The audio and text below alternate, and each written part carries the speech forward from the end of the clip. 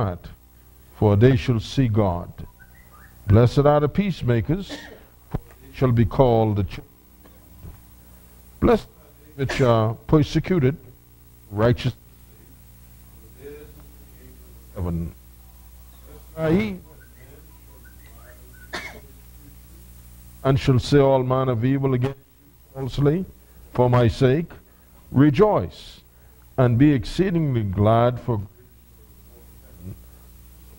today or before you. Waldo, and I pray that blown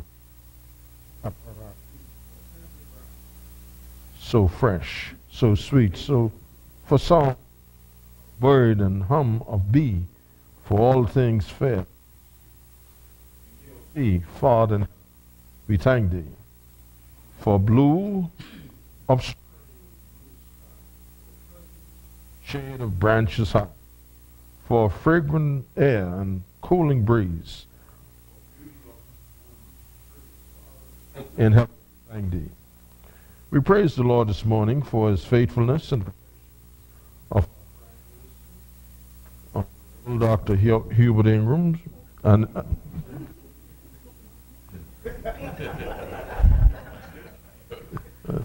I apologize to Dr. Hubert Minnis and his team who visited the nation of Haiti. Is that way? A few days ago, to advance the business of our nation, and they returned home safe and Heavenly Father, Kings, Lord of Lords, the ruler of princes, who does thy throne behold the dwellers upon. Most heartily we beseech with thy favor to behold the Governor General, Reed Pendling, and the grace of the Holy Spirit, mind to do thy will, and to the prime members of the cabinet, administrative authority,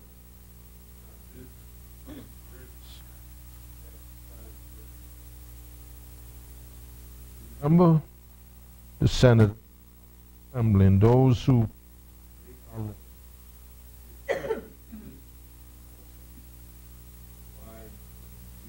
all our people, and to nations, officers of our courts, understanding and integrity, that human rights may be and justice served. And finally, teach to rely and accept their responsibility, a fellow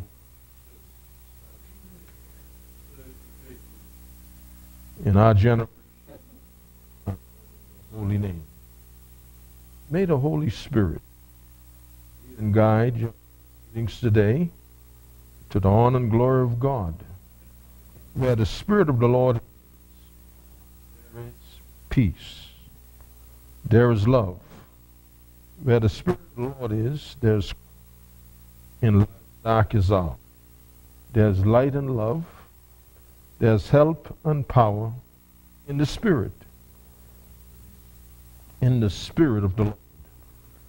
On praying now the prayer. Want us to praise our Father in heaven. Thy name, thy kingdom come. It will be done on earth. Give us this day our daily bread. Forgive us our trespasses, as we forgive those who trespass against us. And lead us not in temptation. Deliver us from evil, for thine is the kingdom, power, and the glory, forever and ever. Amen. Have a wonderful day.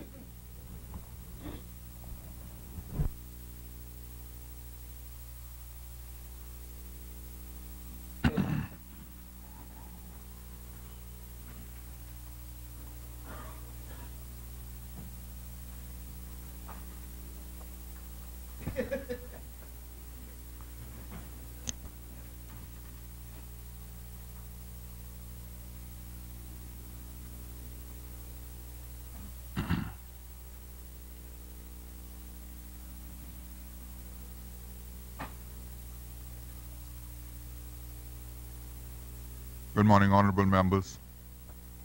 When the business of the House suspended, the House was proceeding with debate on the compendium of bills, the Financial Transactions Reporting Bill, and the Proceeds of Crime Bill 2018. At that time, the honorable member for Cat Island, Rumkey, and San Salvador had reserved the floor. The chair recognizes the honorable member for Cat Island, Rumkey, and San Salvador. Thank you, Mr. Speaker. Speaker, I'm indeed again privileged to stand in these halls of Parliament.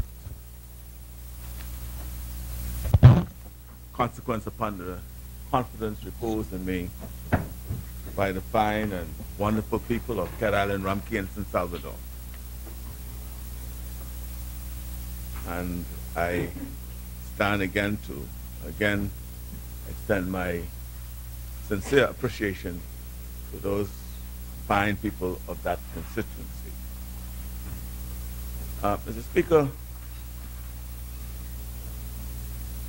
the bills that we have for debate is said to be a response to the mutual evaluation report done in 2017 by the Caribbean Financial Action Task Force. The evaluation is in respect to our legal and regulatory regime that relates to our anti-money laundering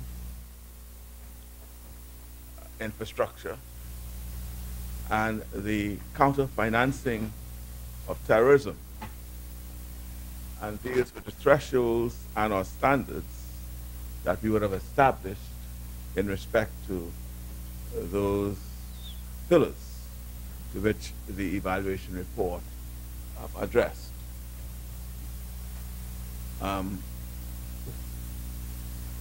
Speaker, it should be noted that the task force, the Caribbean task force, is but another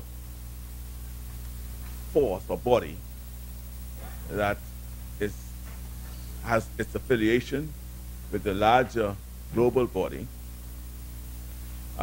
which is basically supported by a number of what I call industrialized countries, and it is formed out of the various multilateral arrangements or treaties that touch and concern global matters relating to financial services and its use by criminal activity for the purposes of, as it were, housing their ill-gotten gains thereby, and is also to deal with the funding of what we call the acts against humanity or crimes against humanity, those crimes of human trafficking and crimes of acts of terrorism. Mr. Speaker, I also note that the mover of the motion suggests that the bills, as I said, was to respond to the evaluation. I think the mover suggested that following the evaluation, substantial gaps were identified in 21 out of the 40 Financial Action Task Force standards. Mr. Speaker, having reviewed the bills, and I must say with the limited resources that's afforded to all of us in here, quite apart from introducing a new regime that the mover characterized as risk-based, and I will return to that later in my contribution, it's very difficult to link any of the provisions of the bills that we have before us with all of the 21 of the 40 financial task force. And we were not helped by the mover in identifying how the actual response was to the specific gaps that were identified by the evaluation team. And perhaps before the end of the day, we might be able to have that assistance. But suffice it to say, I do recognize the one major, well, there are two provisions that I were able to identify that may be said to be in response to the gaps. The first being the purported risk-based concept, and then the setting up of various committees to monitor and oversee this risk-based protocols that would be required to be developed and that would be required by financial institutions to comply with. Now,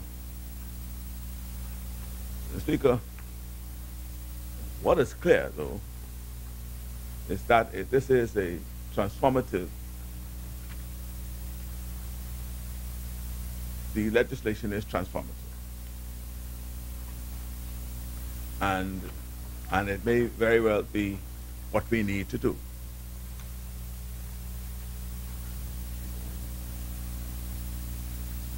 However,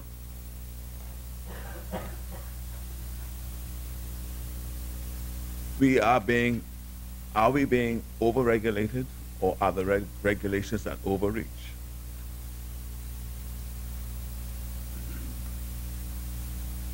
And it is such, Mr. Speaker, that there will be no doubt in my mind that a number of financial institutions, as defined in the two acts, which now includes, well, it always included, but there's a separate definition for what they call the non-financial institutions, which fall to be called financial institutions.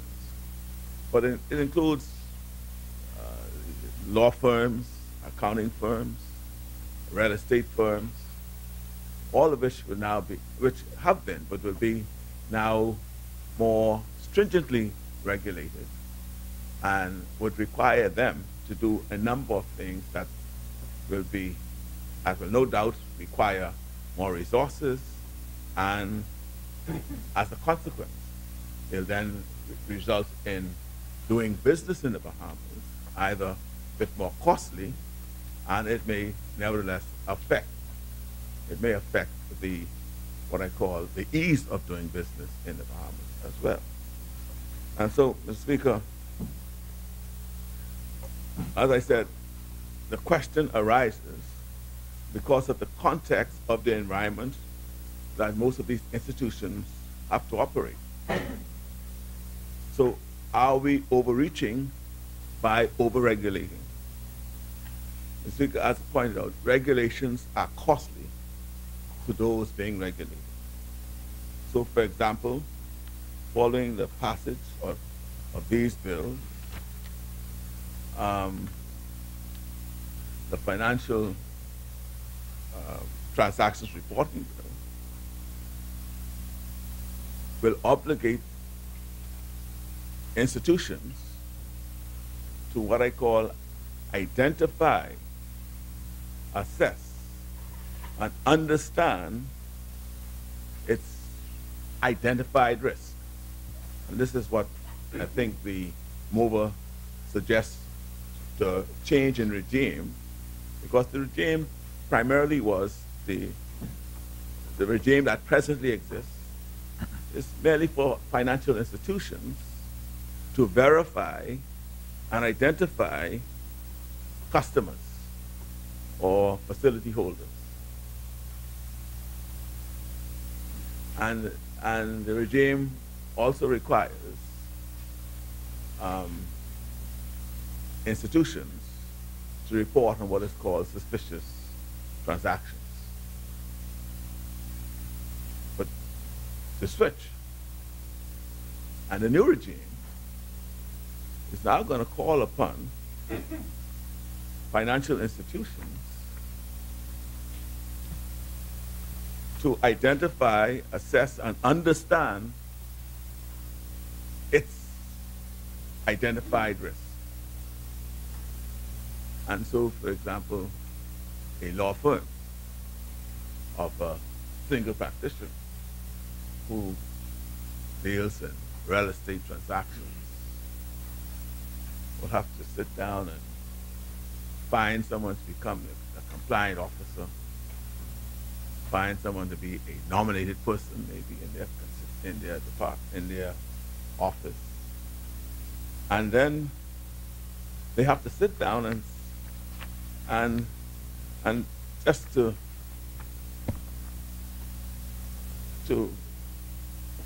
what they call take appropriate measures to identify, assess, and understand its identified risk. Now that is very broad, very wide, and as a being a defense counsel, I don't mind, because it is no doubt much further to in the event this is about to in the event challenges are brought in respect to what that means. But I think what is important too is to understand as well that when they talk about identify the risks in relation to its business, so the law firm or the financial institution has to sit down and then come up with, and this has to be documented. They have to put up what I call basically a protocol document to govern its business in respect to, now I'm in a law firm, now how do I identify, understand, and assess the challenges that I may have in my business as it relates to corruption? Then I gotta identify how I could deal with that and how that may impact my business. Cybercrime, human trafficking, money laundering, proliferation of financing of weapons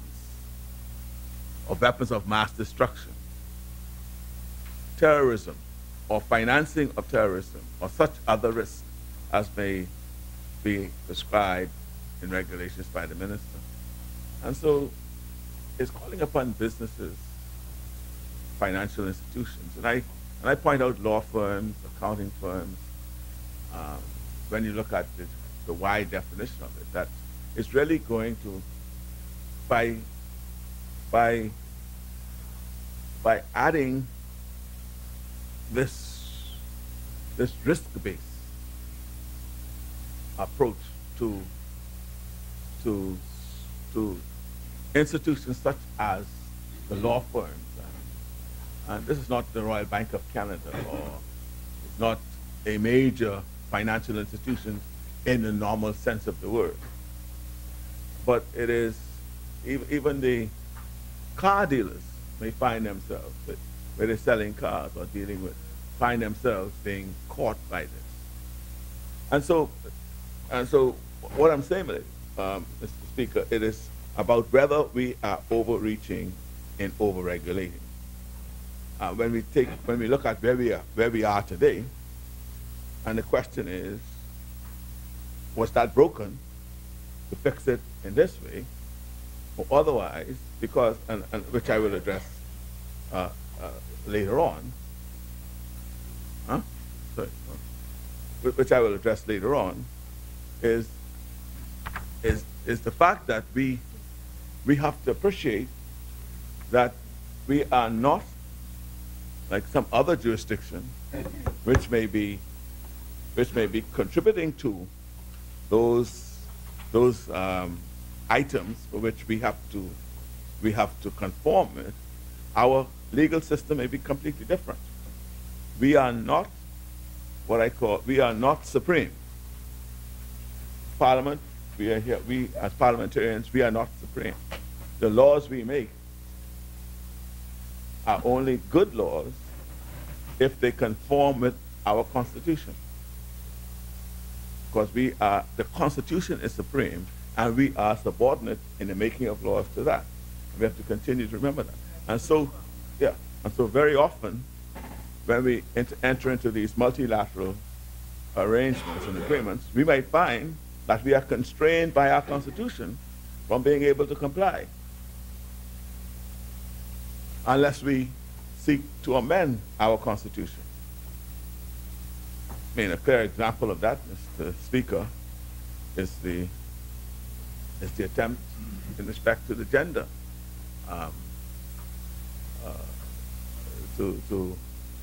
to correct the Constitution in respect to discrimination on the question of sex. And so we are not supreme. If we want to change that, we have to go to the people. And very often it's very difficult to persuade them to amend our Constitution. So that is just a salutary warning to all of us when we seek to pass laws which we may be obligated to look at to do because of the international arrangements that we may be a part of or entering into. And so, and so some of the challenges with the risk space, and as I said, and we may have to see how most of these may be addressed through regulations, i.e., this is the act we're dealing with when the minister sits down and see how this works. Right? Because one of the challenges I would point out in respect to identifying, assessing, and understanding your identified risks, which are all in respect to criminal activity, is risk. When you talk about risk, or when you think about risk, it imports a level of threshold. Right? Risk could be, very often when you hear about the terror alerts, it's whether they use colors, yellow or red, or it's low, high, medium. And so the risks are categorized, and the question is, of course the bill does not in any way address this issue, save that an institution could say to itself, well, having identified, assessed, and now understanding what my identified risk is, this facility holder, I will consider him to be low. And so again, it bears out the point I make, that risk carries its levels, and the only reference to any threshold in the bill is that found at section 7(4) of the bill, which speaks to where the risks identified are low. So whether it's high or is it medium. And so there's no real guidance given by the Act as to how one is to assess whether a risk is to be low, whether the risk is to be high. And therefore, the question would be, what test is to be applied? Is it on a set of objective facts or circumstance? Or is it just that I'll sit down, this is my business, this is how I want to run it, I take into account all those factors I deem is necessary, and I therefore now find that it's low. So as I said, Mr. Speaker, Those are some, I think they're what I'll call prosecutorial nightmares. It wouldn't be a defense nightmare, it'd be a prosecutorial nightmare. And so the question is that we need to really, this is going to require,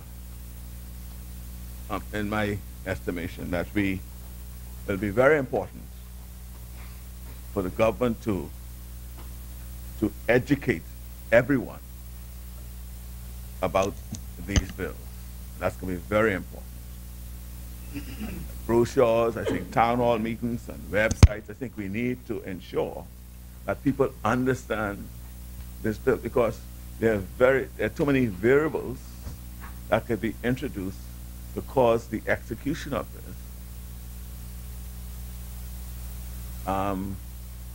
a nightmare. And the government, you have to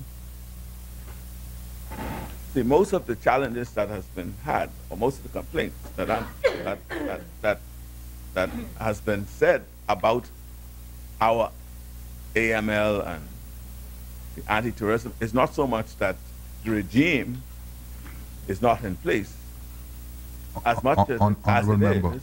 Honorable member, just a moment, please. I just want to make certain that we are aware of the time, because it seems like you're just getting in gear. And I see we're below 10 minutes. That's all? I would hope that they'll give me a bit more time, if they would, because there are a lot of things I wish to say about it, I'd like to share, if they would. But if they don't, I'll just... Right? No, it's not a controversial bill. I'm just trying to be as helpful and make some observations about what I think. As I said, it is transformative. It is we do have to respond to the evaluation. We have to do those things. And so, Mr. Speaker, so let me move on then. So, Mr. Speaker, as I was saying, now, the other curious things about this that we need to address is what are we making out of the financial institutions? Because it appears that we may be putting an unnecessary burden on them, because it also requires the institutions to develop procedures to prevent activities. And the question is whether that is not an unnecessary burden. Now, when you talk about financial reporting and identifying risks, that presupposes, right? That's what they call follow the money. If you follow the money, you may identify a crime may have been committed. And that was the policy and thinking behind the financial reporting bill. Financial transactions to determine that something is wrong here. And if you follow the money, you may discover that a crime may have been committed. But now you are reversing it, not only to include following the money, but also to assist in detection of crimes. And that may be a challenge as well. Mr. Speaker, in respect to the Proceedings of Crime bill, which is also a companion bill and has a risk-based concept as well. Again, as I indicated, we have to remember and recall that we are a constitutionally subscribed body. We cannot pass laws that are repugnant to the Constitution. And so the question may arise in respect to what I call under the Proceedings of Crime bill. They have, as I said, it's very comprehensive. the introduction of receivers where properties are frozen or freeze. I think that is a prudent intervention, because I remember you drive down by the Oaksfield in the back of the police station there, what you call that police station? Where you all have not CDU, ISD. You have all sorts of properties and assets there that were said to have been frozen. Cars, boats, and they all rot. They go to naught. So whenever a confiscation order is made, the state is deprived of a lot. Because when you go to now realize the confiscated property is worth nothing, why? Because we allow just to stay there, lie fallow, and by the time you move to realizing it, the asset is worth nothing. The appointment of receiver would help to ensure that you realize the actual values of properties that may be liable to confiscation. And if it is not confiscated at the end of the day, at least you will remove yourself from liability for causing any loss of value for having frozen or seized the asset. And so the appointment of receiver, I think, is a prudent intervention in respect to the Proceeds of Crime bill. Now, I do have some concerns about what may very well be double, as I said, our Constitution is supreme. And when you look at double jeopardy, you have a situation where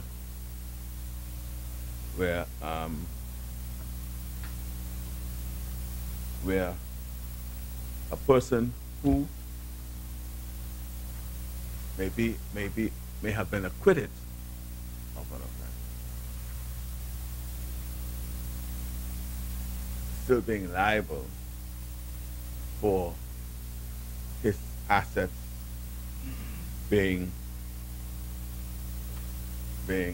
confiscated. I think that's section 57. That section also gives the court what I call retrospective powers to take away assets that maybe belong to a person who may have been acquitted. And the question may arise that, look, you couldn't get him here, you'll get him another section 50, subsection 7. Mr. Speaker, as I said,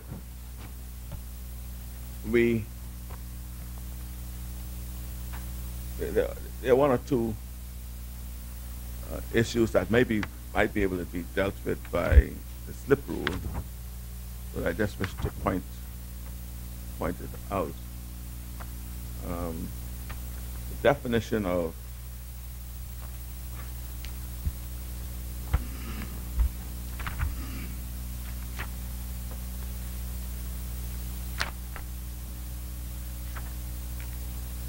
The definition of transaction in the FTR bill seems to be incomplete or incoherent transaction between A and the B. And if you look at how it is defined in the present bill, you'll see that there is some challenge in that. Then there is another provision where the amount of the fine is not stipulated. Section.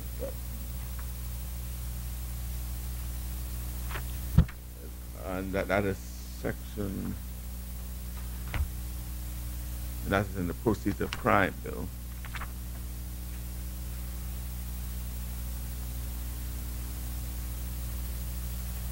I'll refer to that section.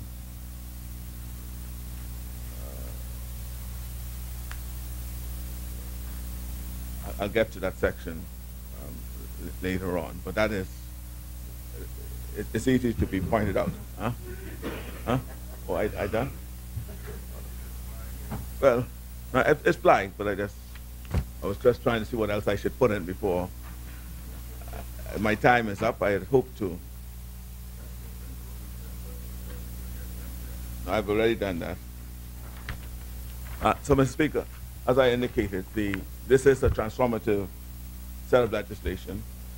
These legislation were under consideration under our administration because we did realize that we needed to improve upon what was there.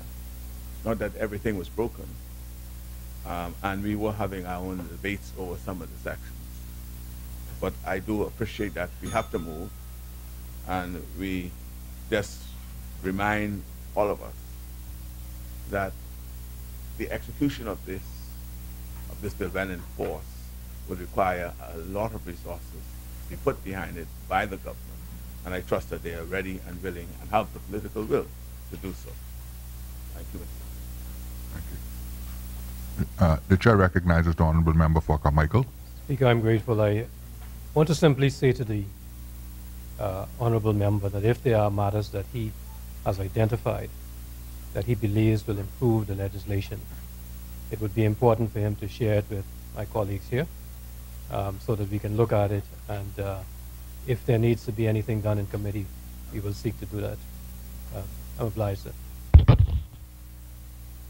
As many? The chair recognizes the honourable member for North Abaco. Thank you, Mr. Speaker. Mr. Speaker, I want to begin by acknowledging the recognition of the Leader of Her Majesty's loyal opposition that these bills before this House to be debated today are transformative. Contemporary. Transformative and contemporary, intended to move the Bahamas in line with the international community as we live in a world, Mr. Speaker, where transnational and organized crime is rife. And to add to, before I enter into my formal discourse here, that we must begin to appreciate that even in small businesses in Bahamas, we compete in an international community. The international community that we compete in requires certain standards of our businesses, be they small, be they large, be they medium size.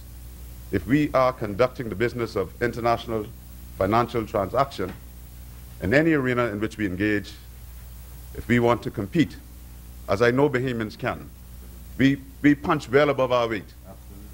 We say that all the time in this place. We have produced the first Academy Award winner, and Sir Sidney Poitier.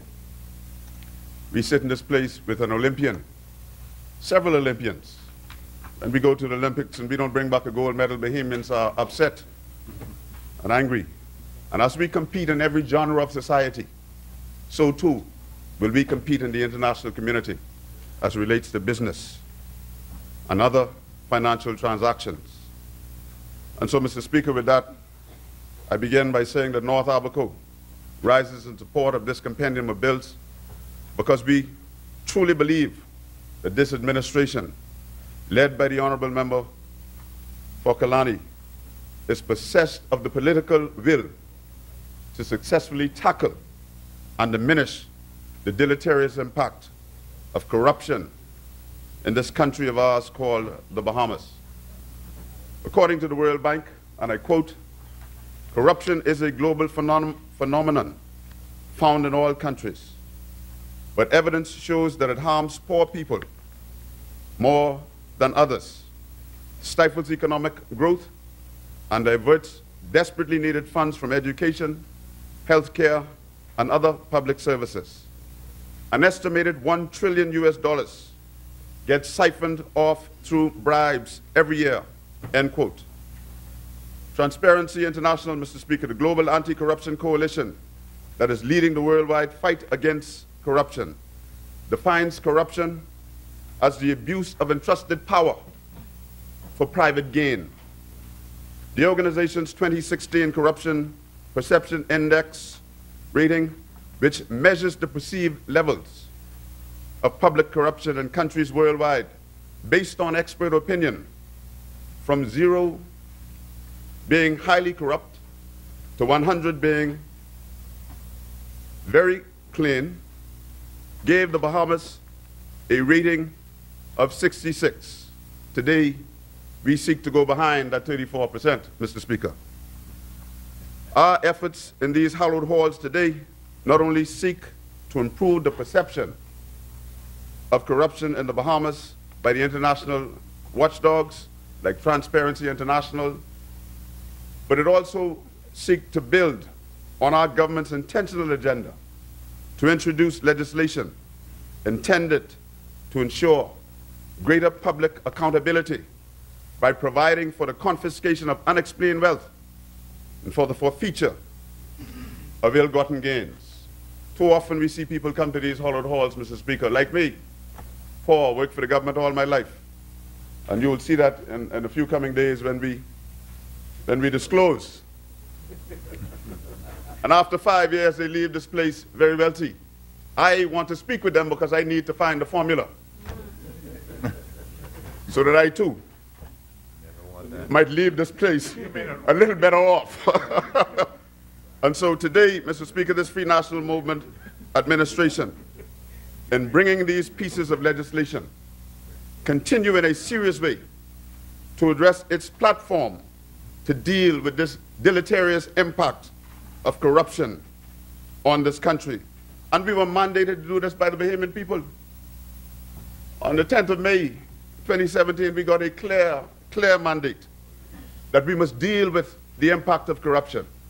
It's intolerable in this country and elsewhere in the world, and by so doing, we demonstrate our resolve to, as much as humanly possible, remove this yoke of corruption from the necks of the hard-working Bahamians who all too often are deprived of the benefits of their labor because of unscrupulous, self-serving kleptocrats whose only purpose in public life is to enrich themselves, their families, their friends, and their associates at any cost. You know, you get lovers, man. You get lovers. No, I'm not gonna go there, right? You know, we recently returned from an official visit to Haiti, a country, as we know, historically plagued by kleptocratic governance. And when you look at the manifestation on the ground of what corruption can do, a country that received, since the earthquake, some $12+ billion in assistance and aid, and you look now to see what President Moise is faced with and what he battles trying to establish infrastructure, just common as roads, trying to build and stand up the infrastructure to be able to put in power and good water. The corruption impacts everything in your country. It permeates every fabric of your society. And you can see the manifestation of that on the ground. And so I'm honored to know that Moise and Prime Minister are of a similar ilk and share so many commonalities in this regard, where they are seeking to improve the public good by mitigating corruption, seeking to give us better schools, better infrastructure, right? Not just coming to government and doing business as usual and watching as the world turns. No, we came here to make a difference. We came here to make a difference. That's why I hitched my wagon to the member from Kalani. I hitched my wagon to him because I felt he wanted to make a difference, wanted to make a real difference in the way business was done. Business was done in this country in a wrong way, in an unusual way, and we came to do business in a different way. We came to transform governance, and that's why the first thing we came to do was to change the way the legislation speaks to corruption. You know, Mr. Speaker, you yourself, as my senior at the bar, will know that we had cases in this country where people came here because we didn't have reciprocal laws to deal with certain public corruption. Came to this country because they did their homework and knew that if you came here, there was nothing to address you in reciprocity in the law as it relates to the criminality that you were accused of. Let me move on here, Mr. Speaker. Bahamians need to be able to share in the prosperity of their country. And I speak to a prosperity which generations of Bahamians yet unborn will be deprived of through their patrimony if we do not close the doors that enable political and public sector corruption in a world where people seek to come to government solely to enrich themselves. We want to close that door, Mr. Speaker. Mr. Speaker, the fight against political and public sector corruption is not isolated to the Bahamas. You know, I hear people talking about how we go all over the world and talk about corruption as if it's only spoken of here in the Bahamas. Public corruption is no respecter of countries. It has thrived in many nations, as evidenced by the growing number of world leaders who have fallen from grace because of their corrupt, devious, underhanded, unscrupulous, and unconscionable dealings in public life. Last year, the New York Times reported that the former Prime Minister from Pakistan, I won't call his name, was forced to leave office. This is a New York Times report. Because his country's Supreme Court held that corruption allegations disqualified him from holding office. A leader disqualified because of the rife allegations of corruption.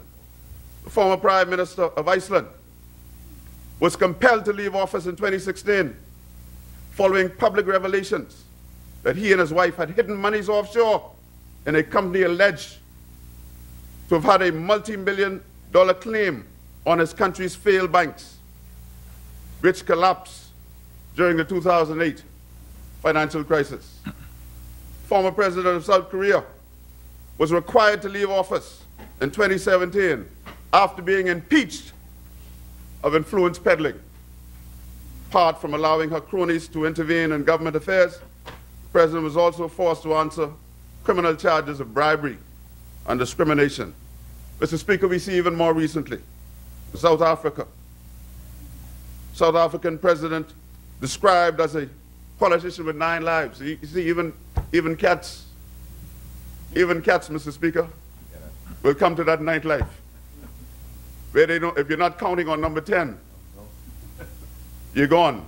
And so after surviving so many scandals, was cast from office by his own party, the ruling African National Congress, due to seemingly insurmountable charges of corruption. And that's according to the BBC. And a number of other well-known leaders are as well under tremendous duress, having to fend off allegations of corruption and abuse of the public trust. And so this is not only a fight confined to this beautiful archipelago of ours called the Bahamas. This is a worldwide fight, Mr. Speaker, because the world has suddenly become a very contracted place, a small place, where if you want to operate and compete as a state to be recognized in the world community, you must engage your legislation to meet the standards of the world. You know, we're just back from a CARICOM intersessional where we discussed blacklisting and de-risking and downgrading of economies. And Mr. Speaker, we have come to terms and grips in the Bahamas a very long time ago by now, that the days of putting up your shingles and just saying you're going to business and transacting finances and other means in the international community, that's gone.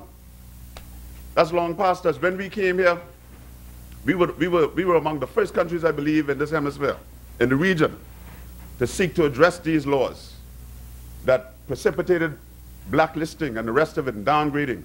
And others benefited. Other countries around the region benefited.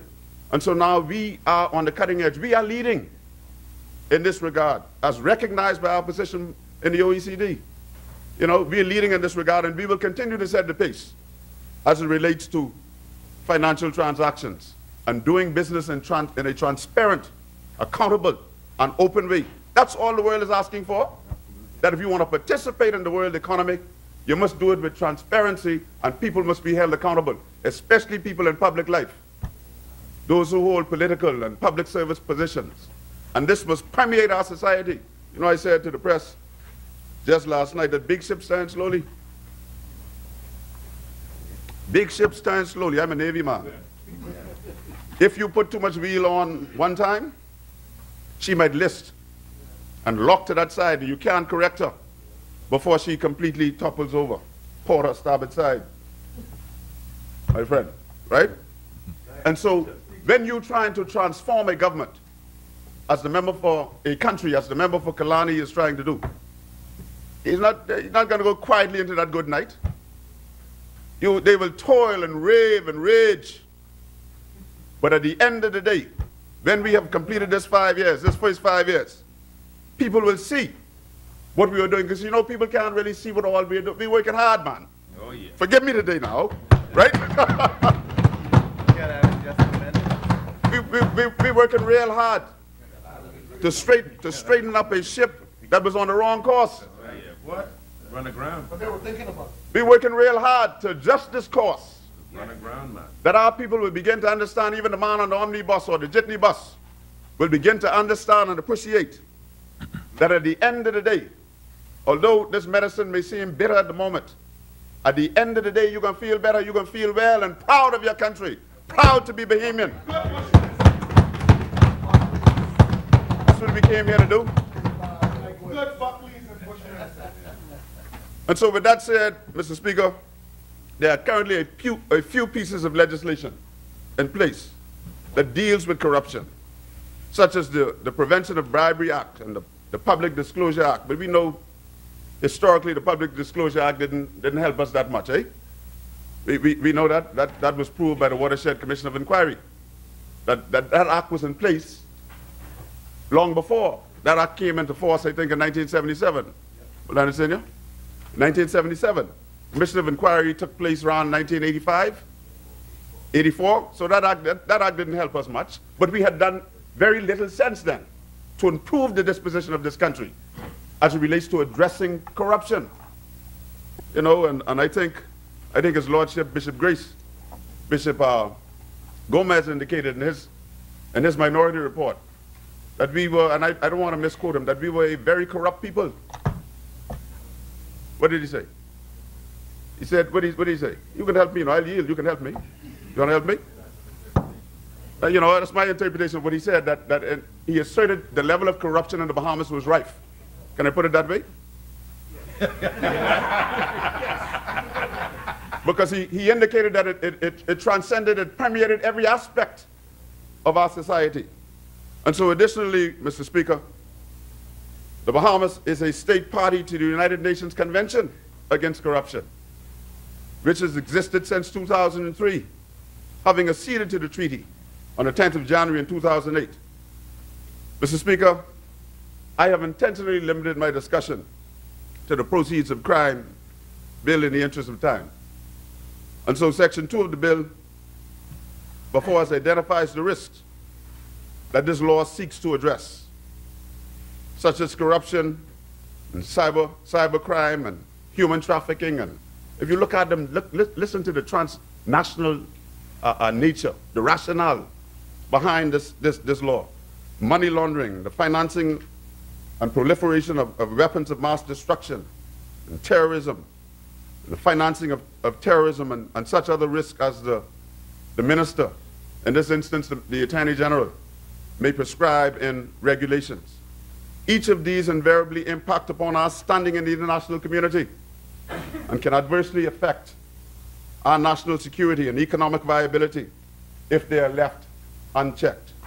Section 4 of the bill is noteworthy. It establishes a ministerial council, which is in my view demonstrates the necessary political will of this administration toward embracing the best international standards to deal with these matters. This council is comprised of the Attorney General, the Minister of Finance, the Minister of Financial Services, the Minister of Foreign Affairs, the Minister of National Security, and such other person nominated by the Attorney General to serve in the capacity of a national identified risk framework coordinator. The coordinator, which is dealt with in Section 5 of the bill, will determine identified risks, among other things, and make recommendations to deal with such risks. The coordinator, as established under Section 5, as I said, will serve as chairman of the meetings of the Identified Risk Framework Steering Committee.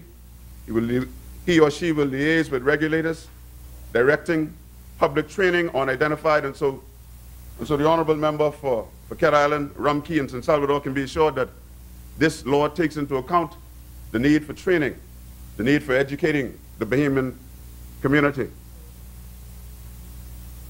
on what we are doing. So he will direct public training on the identified risk. It wouldn't come like a thief in the night. You know, people are going to be able to sit and hear from the coordinator and his team. Yeah, that's another point. And hear from his team what the impact of these laws might be on their lives and on their business enterprises, right? And so public outreach will be a part of it, attending meetings of the Caribbean Financial Action Task Force, the Financial Action Task Force, other recognized international agencies, and preparing the necessary reports, thereby encouraging a broad involvement of all of the stakeholders with the objective of maintaining an ongoing review of their adherence to an identified risk framework. Section 6, Mr. Speaker, of the bill establishes the Identified Risk Framework Steering Committee, and this committee is comprised of the coordinator and representatives of the offices of the Attorney General, the Director of Public Prosecutions, the Financial Intelligence Unit, the Customs Department, the Royal Bahamas Police Force and Defense Force, Department of Immigration, Ministry of Foreign Affairs, the Ministry of Finance and the Ministry of Financial Services, and the Central Bank, and such other persons. So this opens it up for the technocrats, those people who really get the work done in our various ministries, to be able to come together as often as possible and address the concerns that we face in the financial services sector and in our national security interest and paradigm. So it involves all of us. These technocrats will be able to operate free and open in their capacity as leaders of the civil and public service to be able to address these matters and speak publicly to the Bahamian people about what it is, what the objectives are, what we're trying to achieve, without the influence or interference of politicians, which has long been the case in this country. We're trying to move away from that. That's why we came here, and one of the first things we did was made an independent director of public prosecutions. Took him from out under the Attorney General in that regard.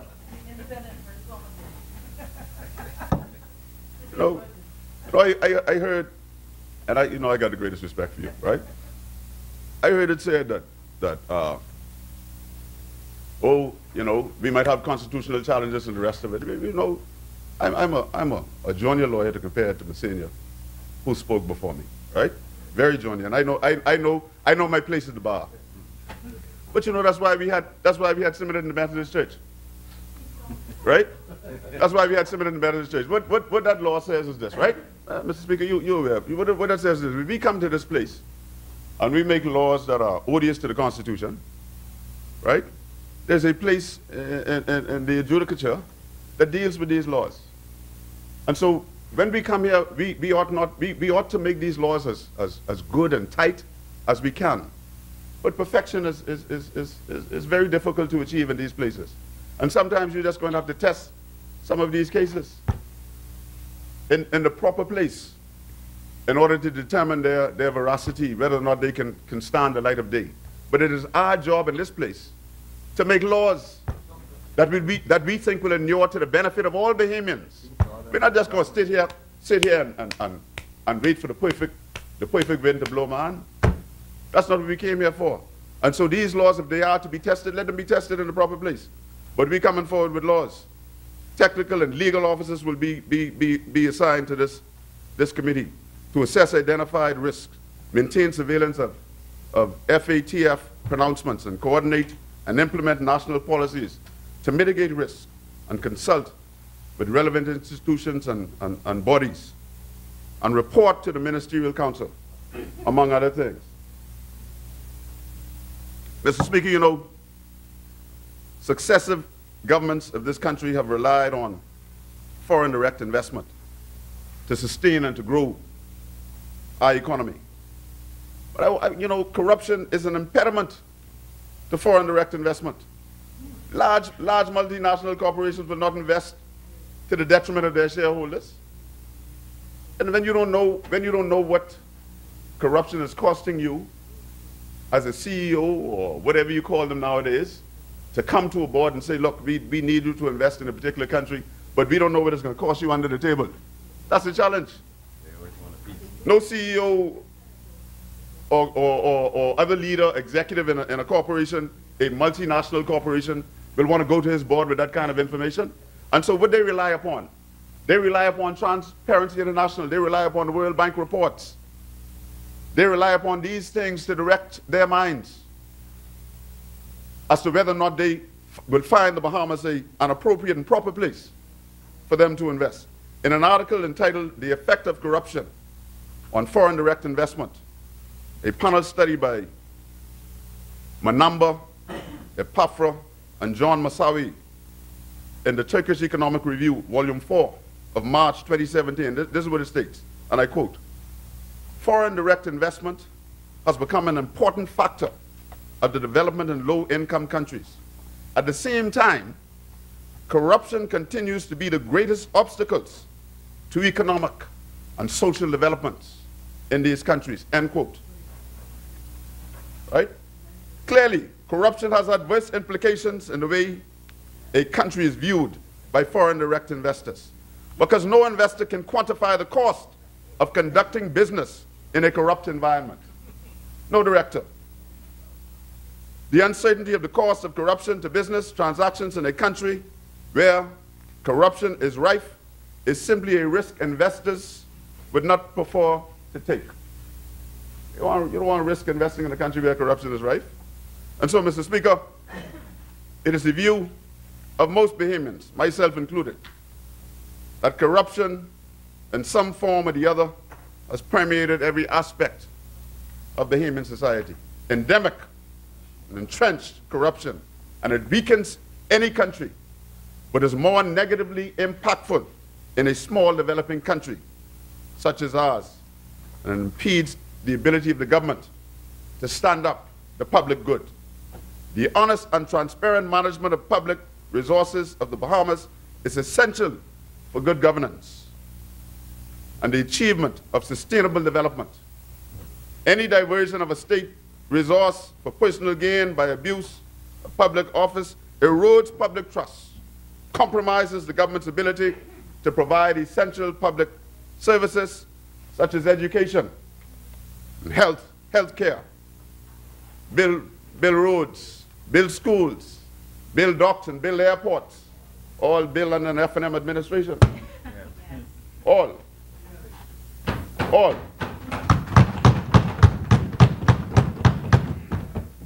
And that's what governments ought to do. Governments ought to provide for the public good.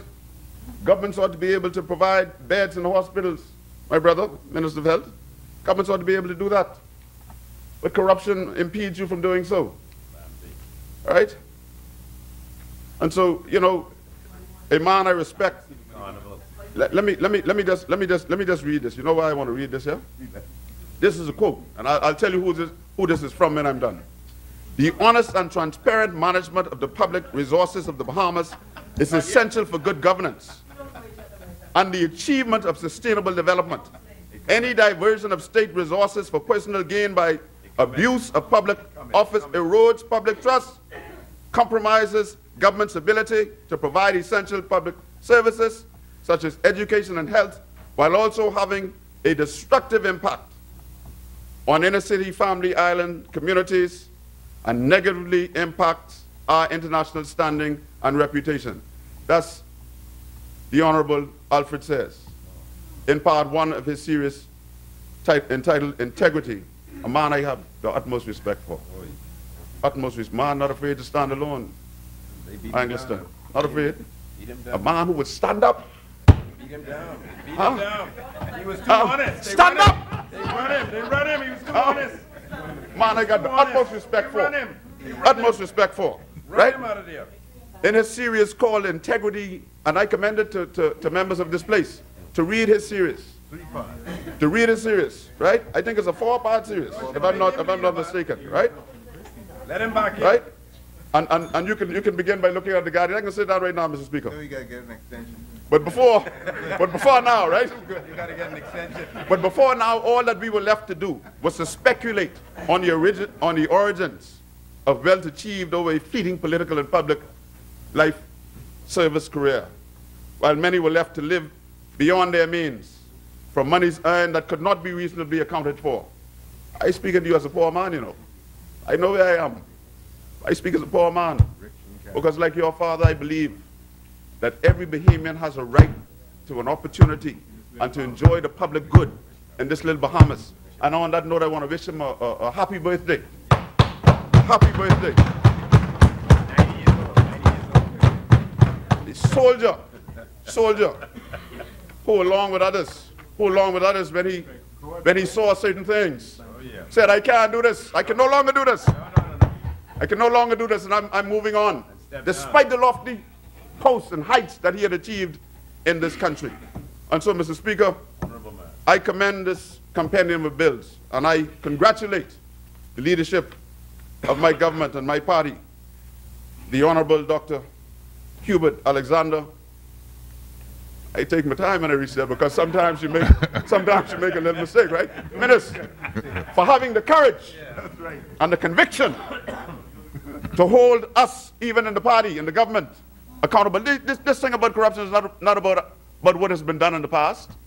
If you did something in the past, you must pay. But this is also to warn us who come, to know the difference between your money and the people's money. Mr. Speaker, I thank you.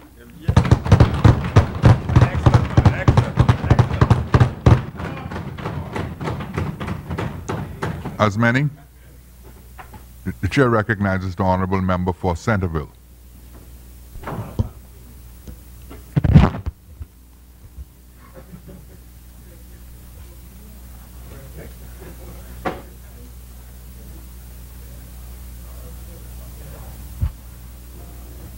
Thank you, sir. Gotcha.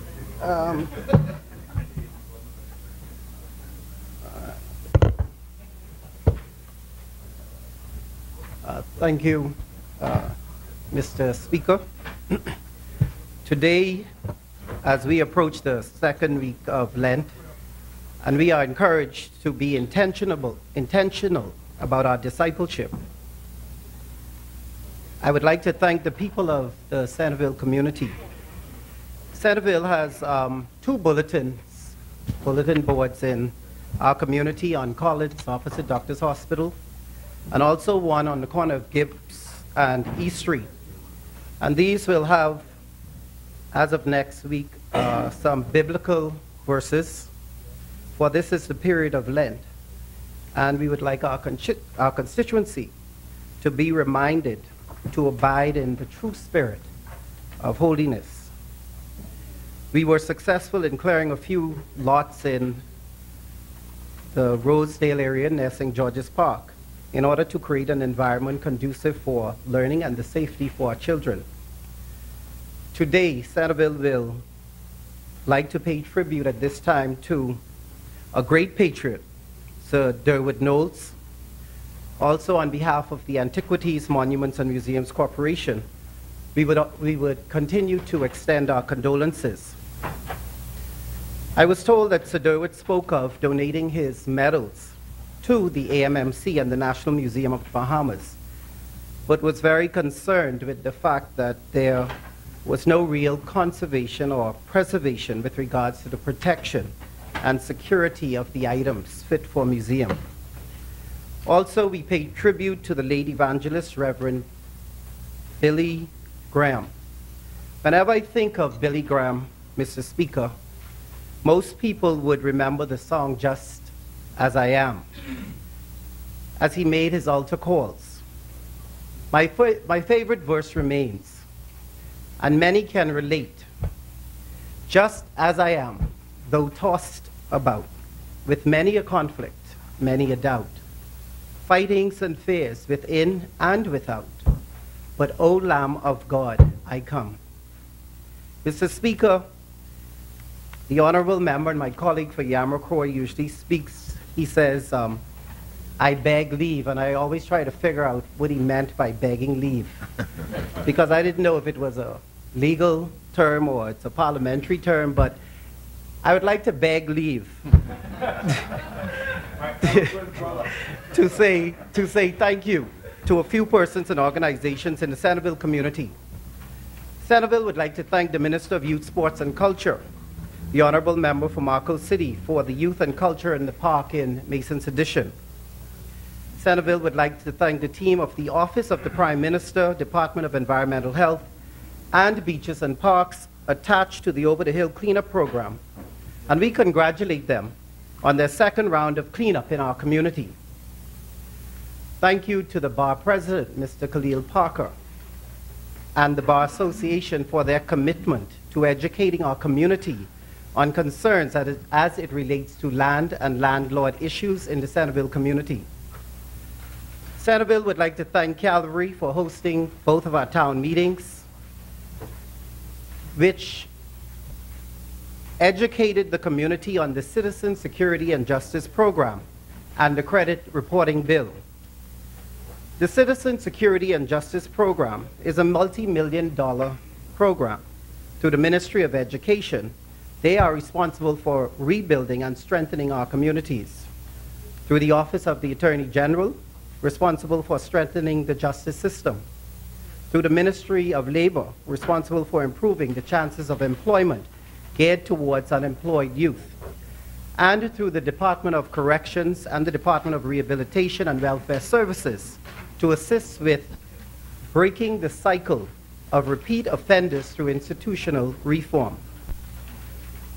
We would like to thank Mr. Knowles and the Paradise Island Beach Club for hosting our school boards and PTA teams of our 6 schools in the Centerville community, along with the BARC program, who continues to teach us about being kind to animals.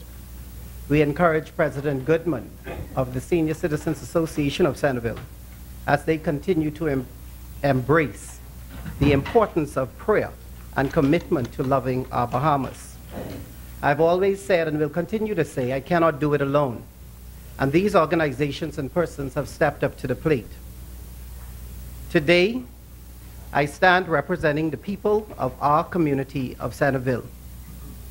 I rise to acknowledge and support 2 bills whose community impact and national impact is significant. The Bahamas would have introduced both of these bills to the public and to this House for the first time in 2000-2001, when the reason given was to avoid the blacklisting of our country.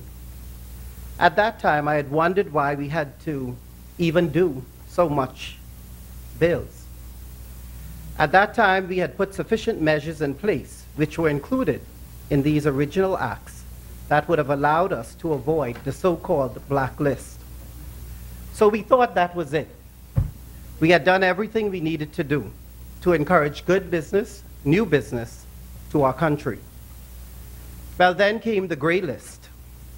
Then came the international concept of de-risking, which refers to financial institutions closing accounts of clients perceived as high risk for money laundering or terrorist financing abuse, namely money services business, nonprofit organizations, correspondent banks, and even foreign embassies. At this point, even we knew we needed to do a self-assessment. We embarked on a national risk assessment as the Financial Action Task Force, an international body, felt there was more we could do. At this time, they had acknowledged that the Bahamas had not reported not one single suspicious transaction in its financial services and banking system, which appeared to be unlikely in a country that already seemed to be high risk, just based on the fact that it is considered an offshore jurisdiction. So in 2015, 2016, we underwent a national risk assessment where we would have engaged experts from the World Bank, as it was important for the country to not only self-assess, but also to have a national rating, thus not singling out any individual or any individual company, but being risk-rated as a country. This began our thrust towards an assessment of risk and a risk-based approach to supervision. The National Risk Assessment journey enhanced and deepened our awareness of anti-money laundering and terrorist financing threats and vulnerabilities, and focused our resources to identify gaps in the law, regulations, and in our guidance codes, as well as in our supervisory and enforcement frameworks. That journey, and this journey that continues, has brought us, Mr. Speaker, to this point. The NRA, or the National Risk Assessment, has been approved in December 2017 by the Cabinet of the Bahamas. We have now completely repealed and overhauled the existing laws and has now introduced the Financial Transaction and Reporting Bill 2018 and the Proceeds of Crime Bill 2018. As I participated in the National Risk Assessment, and they highlighted key findings such as fraud, drug trafficking, firearms trafficking, human smuggling, and trade-based schemes, I thought for sure the World Bank was in the wrong country. I said, not the Bahamas, not my Bahamas. Just could not imagine that I lived here and all of this was going on around me. Then we had special units such as the Royal Bahamas Police Force and the Financial Intelligence Unit speak to our domestic offenses. Coupled with foreign requests, these reports spoke to national vulnerabilities and sectoral vulnerabilities, which included our gaming houses. In 2016, 50% of the examinations conducted in our institutions by the Securities Commission Bahamas were deficient in some form or the other in their AML CFT framework.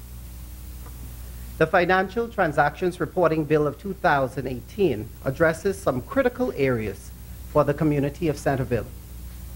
The bill actually seeks to identify a more flexible framework to conduct financial transactions and to allow the supervisory authority to create suited guidelines. There are three areas in particular, Mr. Speaker, that I'd like to address. The new FTRA establishes risk assessment requirements in Section 5. This means that financial institutions shall take appropriate measures to identify, assess, and understand its identified risk. The business community of Centerville consists of organizations that meet the definition of financial institutions by way of the FTRA. These include, but are not limited to, credit unions, advance pay companies, loan operators, insurance companies, gaming houses, and many non-profit organizations such as our churches and our charities. The NPOs, or the non-profit organizations, would be legislated under the company's NPO regulations of 2014 and the company's amendment bill of 2017. The business, religious, and charity communities of Centerville will be invited to an AML-CFT workshop where we will assist them with building an acceptable risk assessment framework for their businesses to encourage customer acceptance and transactions monitoring, while at the same time meeting the obligations of the FTRA. In Centerville, we believe a vibrant business, religious, and charitable community makes for a better social environment for the people of our community. Another aspect of the FTRA is an obligation to meet the Know Your Customer requirements before we can accept a customer. This is called customer due diligence, and to the extent that the customer is high risk, extensive due diligence is required. For example, we are all considered politicians and therefore considered high risk for financial transaction purposes. We are considered politically exposed persons and may or may not be turned down for that reason. The Act allows for the supervisory authority to mandate guidelines on customer due diligence requirements. I was very happy to see that the central bank, in its consultation paper, has looked at the reduction of financial exclusion. The consultation takes into consideration our culture and our way of life. Many persons in the Centerville community cannot access banking services as the requirements of Know Your Customer cannot be met. Many of our streets are still unnamed, and some residents cannot produce utility bills or even passports. The mobility of communications continue to create barriers for identification. The Centerville community is still concerned about access to banking, and many see the gaming houses as an alternative to a savings account that can be wiped away by 15 minutes of so-called spinning. So I want to thank the Governor, Governor John Roll, and his team at the Central Bank of the Bahamas for considering our culture and identity landscape in creating guidelines to assist our people, the people of Centerville and Farm Road, in becoming financially included. The bill allows for the minister to create regulations. I would have asked the Attorney General on a few occasions if the bills will be accompanied by regulations. Regulations are the rules you have to follow to ensure you are in compliance with the Act. We must learn in our country, as we transition from lack of enforcement to adequate enforcement and then to actual enforcement, that we as legislators and policymakers have a direct responsibility to our people to ensure adequate education and maybe in some cases to make transitory acknowledgement. We must regulate, Mr. Speaker, but we must also educate. We must enforce, but again, we must educate. Unfortunately, this environment calls for us to regulate and educate at the same time. But every opportunity, and I hope that every opportunity we get as members of Parliament, we are able to share the knowledge necessary to embrace a people desperate to know, a people ready for change, a people pregnant with godly potential. This brings me, Mr. Speaker, to the first and the fourth estate. This country is depending on you like never before. I pray for discernment all the time, but I have come to realize discernment must be practiced. Political discernment is even more challenging as it is attached to emotions and in some cases perception.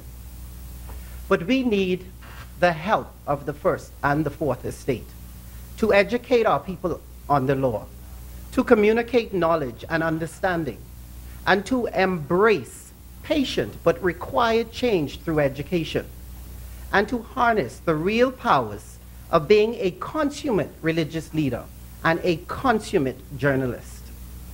I would like to address three aspects of the Proceeds of Crime Bill, which is also a repeal and not just an amendment of an existing law. Three significant changes: the introduction of arrangements to oversee the National Identified Risk Framework, non-conviction forfeiture, and unexplained wealth. I have also inquired if this bill will have accompanied regulations. A few weeks ago, I would have mentioned the need for corporate governance training in government organizations. and a clear understanding of government versus statutory bodies with legislative powers. In order for us to get this right, ministries, committees, directors need to understand their responsibilities and also an understanding of the law. It is not politics. The directors, permanent secretaries, in my opinion, play more politics than the politicians. So we need to ensure there are clearly written mandates when you look at an identified steering committee for the risk framework. Politics is no excuse for lack of professionalism or poor communication. We do not need regulators or even politicians going on a fishing expedition just to incriminate each other, to prove to someone outside or to some outside body that we are an effective government or that our judicial system is working. We must legislate, then educate.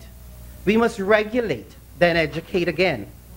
We cannot stop telling our people, Mr. Speaker, or stop making them aware of the law, its requirements and its penalties.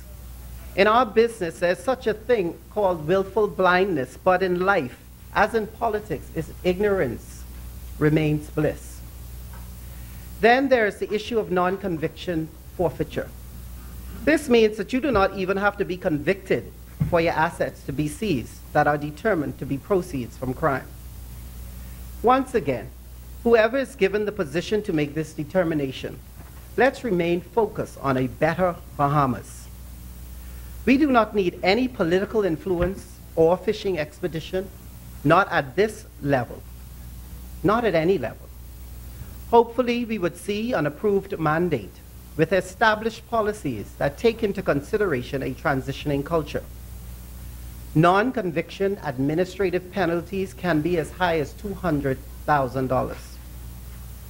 Finally, the proceeds of crime bill speaks to unexplained wealth. Again, the AG, we will need some guidelines and established procedures for determining unexplained wealth. Once again, let's remember not to target our citizens just because we could. Let's use as many forms of education as we can to inform them of the meaning of this new term that has now seemed to be the international mantra for politicians. I just want to refer to a comment made by the Honorable Member for Cat Island, Romkey and San Salvador, with regards to the ease of doing business and, of course, the cost of compliance within the financial institutions. And in the financial services industry, we believe actually that the risk-based framework is actually more cost-effective, because at this point and at this stage, what we are able to do is risk rate our clients and therefore not require so much of a certain sector or groups of our clients. And so if you are low risk, then the requirements are not as onerous. And so basically when you look at your business model, and your business model helps you to determine categories of high risk, low risk, or medium risk, that helps you to determine how much work and how much cost goes into monitoring the activities of the high risk clients, which are usually very few. And so in that respect, the risk-based approach does give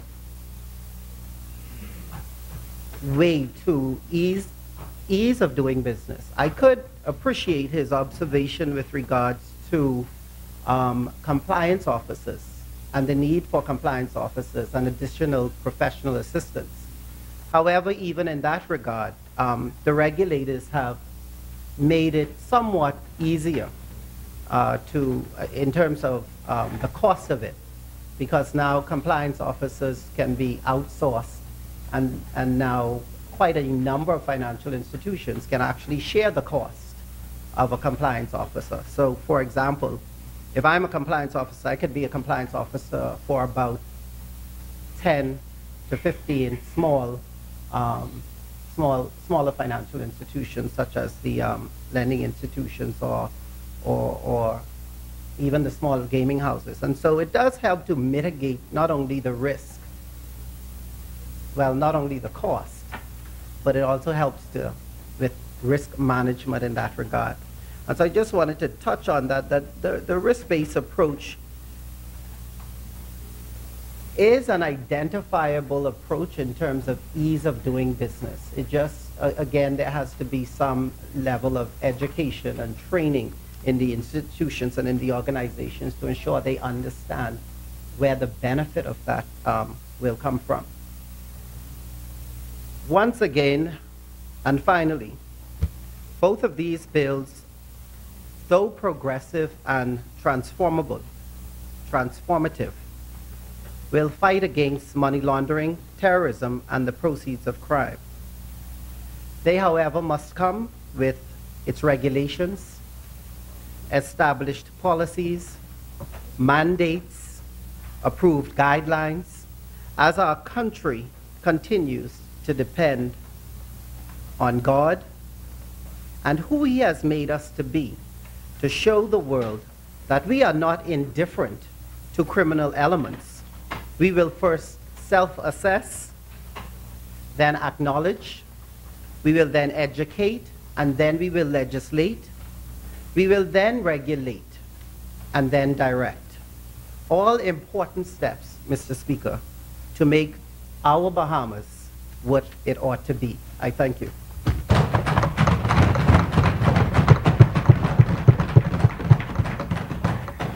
As many. The chair recognizes the honorable member for Mount Moriah.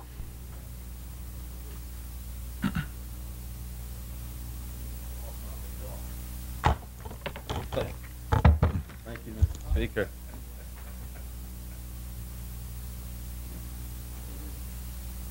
Thank you, Mr. Speaker. I rise on behalf of the great people of the great constituency of Mount Moriah, who I have the great honor to serve. I am indeed grateful to God for allowing me this privilege of service to them and to country. Mr. Speaker, I stand to offer my condolences to the family of a national hero in Sir Derwent on his passing. He has indeed left his mark on this great nation of ours. And our nation will forever be a better place because of his unselfish contributions and the contributions of many others like him. May his soul rest in peace. I also stand, Mr. Speaker, with a heavy heart, having lost 3 constituents since my last contribution in this honorable place. My constituent and staff member, Ms. Princess Cornish, died on February 7th. She was laid to rest last Saturday.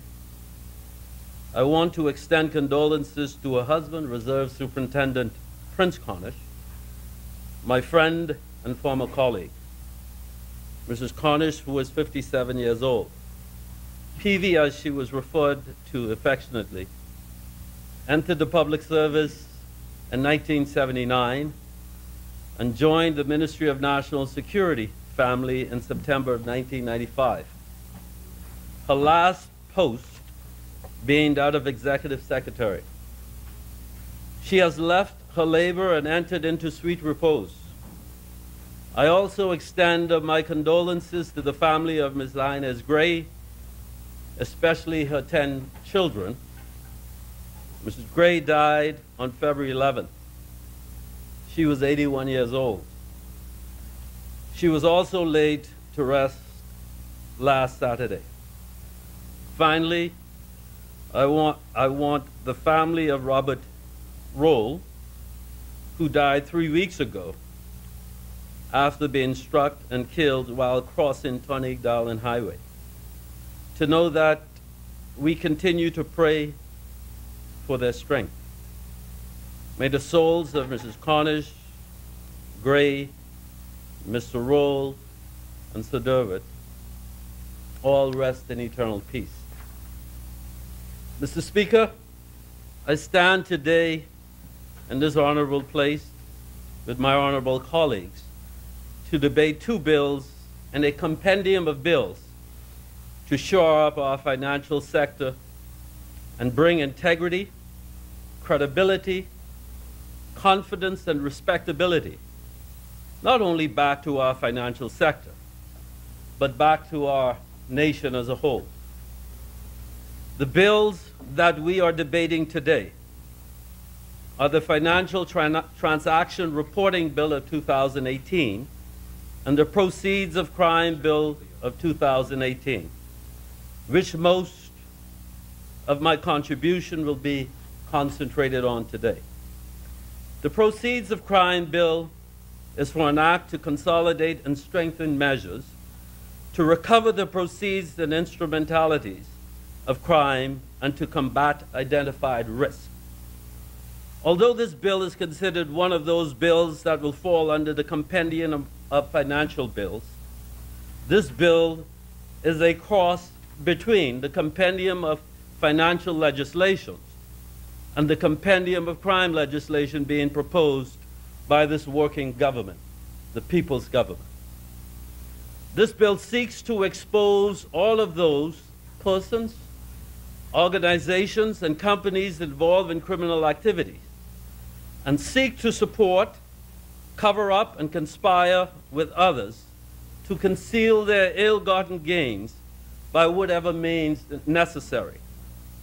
According to the United Nations Office on Drugs and Crime, a study conducted in 2009 to determine the magnitude of illicit funds found that proceeds being laundered amount to $1.6 trillion.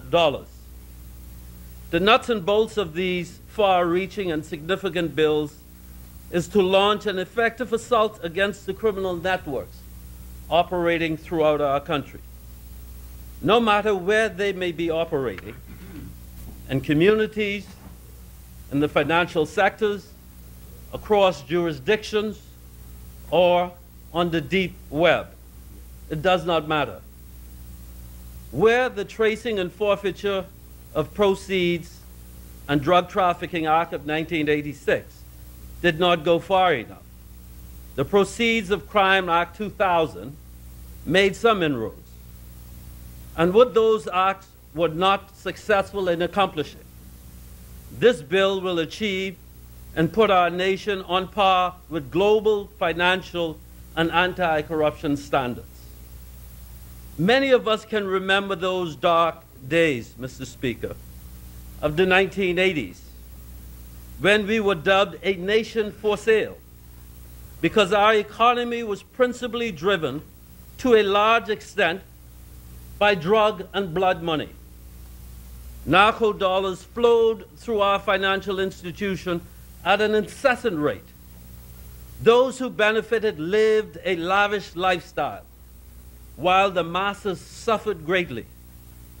Many got away like bandits because they used their power and influence to manipulate and control the costly exercise at the expense of our nation's reputation. The Miami Herald featured hard-hitting articles in a series running from September 23rd to October 10th, 1984, titled "A Nation for Sale: Corruption in the Bahamas," chronicling corruption of government officials, lawyers, law enforcement officers, and others, of all on the take for millions from cartel leaders. The article said nearly $17 million over a period of 12 years were channeled to top-ranking Bahamian government officials and a company he had interest in. The article also said that the money took various forms, such as gifts, unorthodox bank loans, direct payments to creditors, of a top-ranking government official, and an unusual stock deals and generous home mortgages. The article continued. It came from businessmen who depended on the goodwill of the then government, sought approval of the government-regulated ventures, or contemplated investments in the Bahamas. Mr. Speaker, this period resulted in untold and irreparable damage to our nation's reputation.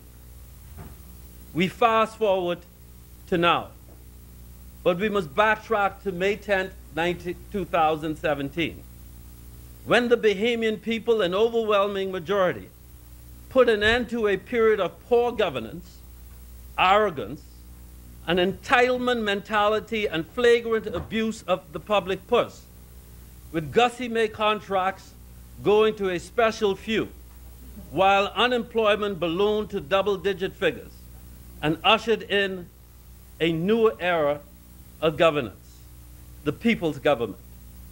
A Hubert Minnis-led administration will not allow this practice to go unabated. There will not be a gross mismanagement of the public purse, as in the previous administration, which led to the out-of-control budget deficits and no one being held accountable. No more. When we say that we are the people's government, we seriously mean it. The enactment of bills such as these today being debated in this honorable House is a testament of our commitment to stamp out corruption, clean up our financial sector, improve our reputation around the world, and return our nation to the people where it rightfully belongs.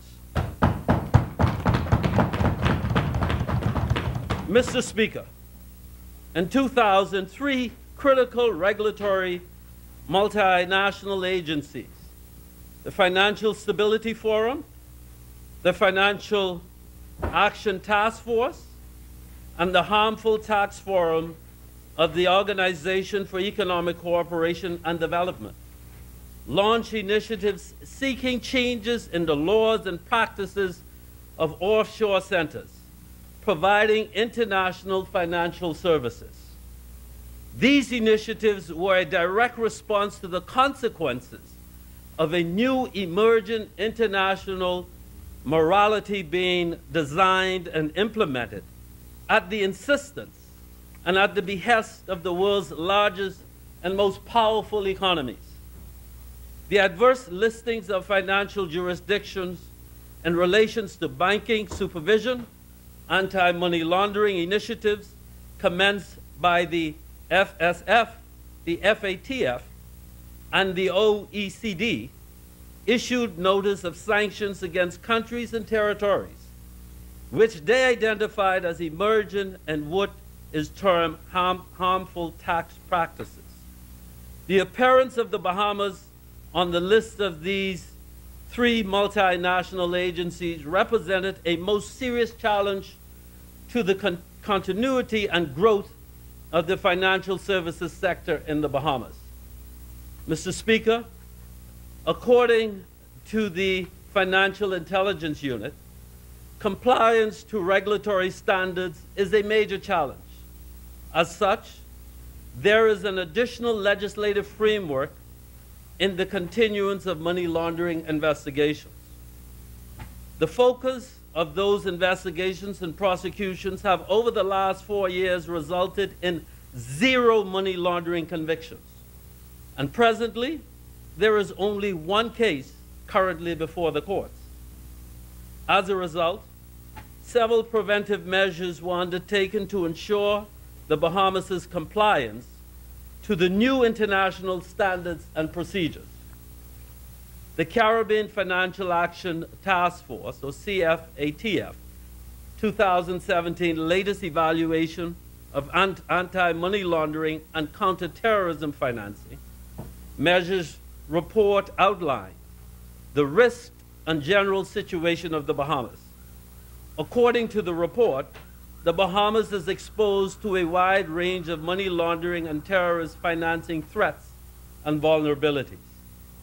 Mr. Speaker, towards this end, this new bill seeks to toughen the legislation by eliminating vulnerabilities and loopholes and fortifying provisions that can combat identified risk.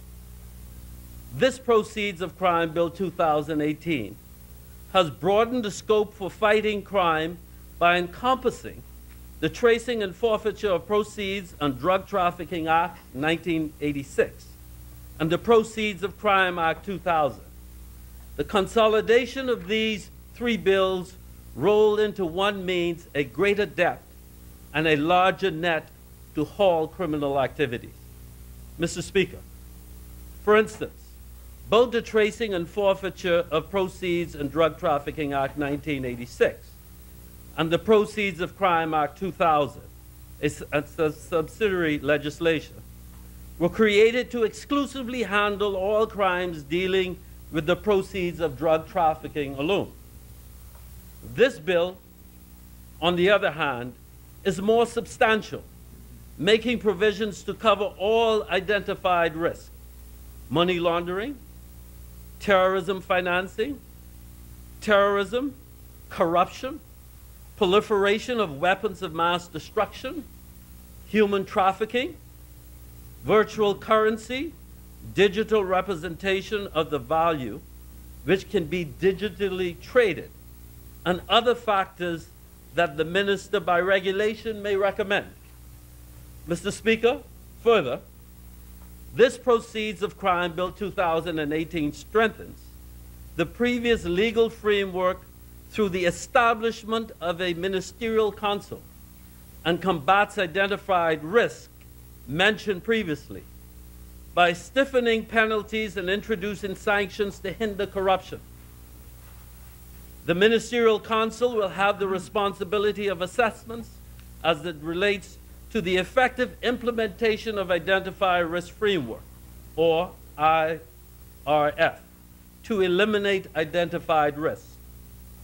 The Ministerial Council will be composed of the following: the Attorney General, the Minister of Finance, Minister of Financial Services, the Minister of Foreign Affairs, the Minister of National Security, and a National Identified Risk Framework coordinator nominated by the Attorney General. Mr. Speaker, regarding penalties and sanctions, this bill sets out a fine not exceeding $500,000, an imprisonment of not more than 7 years on summary conviction for money laundering, failure to take the required disclosure, and tipping off. The previous act stipulated a fine of $100,000 or 5 years. Mr. Speaker, for far too long, many Bahamians, not just convicted, but some high-ranking officials and civil servants, their families and friends have demonstrated behavior that posited themselves above the law without any recourse for their corrupt practices. That is, until now. This Hubert Minnis-led government is a government of transparency and accountability, and is a government of all the people, not a government of family and friends and special interests. To this end, this Proceeds of Crime Bill 2018 introduces unexplained wealth orders as civil proceedings targeting politically exposed persons, that is, politicians, high-ranking government officials, and their families and friends and public office holders, convicted criminals at home and abroad, and those subject to the confiscation and forfeiture proceedings. Unexplained wealth orders may also be invoked for persons charged with bribery, extortion, or misconduct in public office, money laundering, embezzlement, fraud, falsifying accounts, drugs, firearms, human trafficking, and any identified risks. Mr. Speaker, gone are the days where one could steal, loot, commit every vice known to man, and afterwards take one's ill-gotten wealth and put it in mommy's name, or wifey's name, or sweetie's name, knowing that neither mommy, wifey, or sweetie, right, ever worked a day in their life. In an instant, these three beloved, unemployed women, who we love dearly, own luxury cars and become big property owners on every island in our archipelago.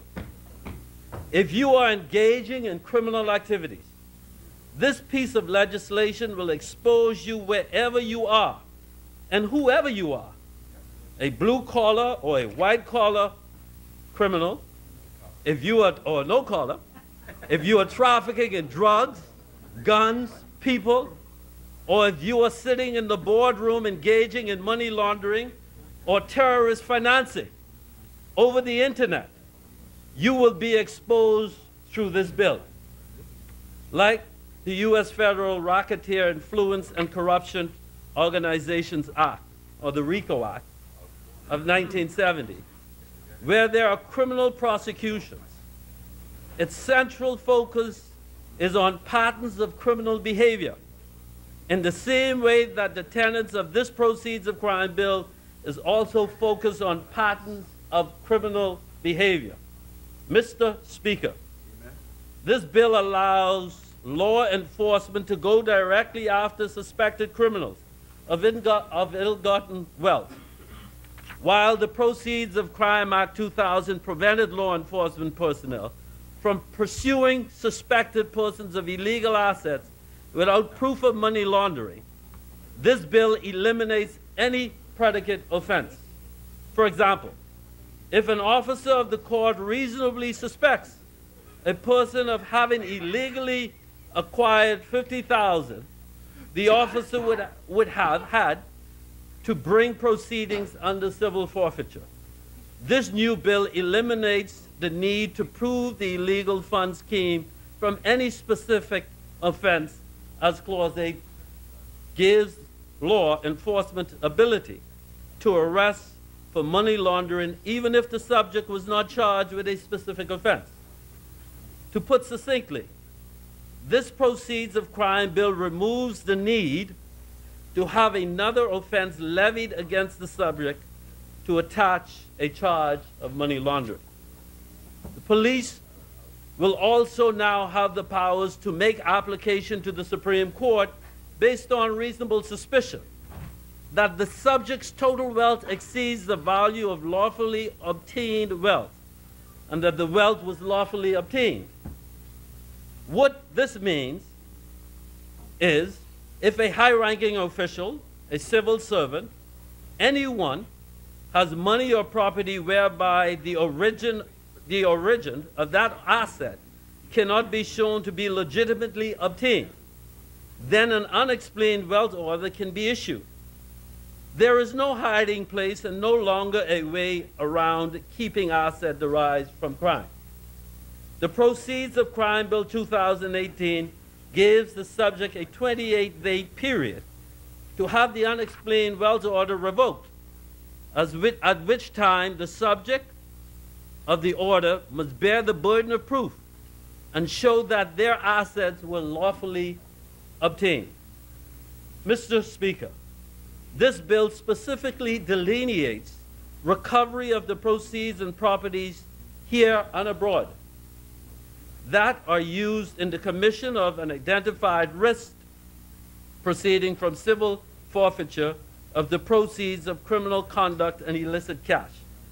According to Clause 37, provision is made for the court to make a confiscation order on conviction if the enforcement authority applied for an order of the court believes it is appropriate to make such an order.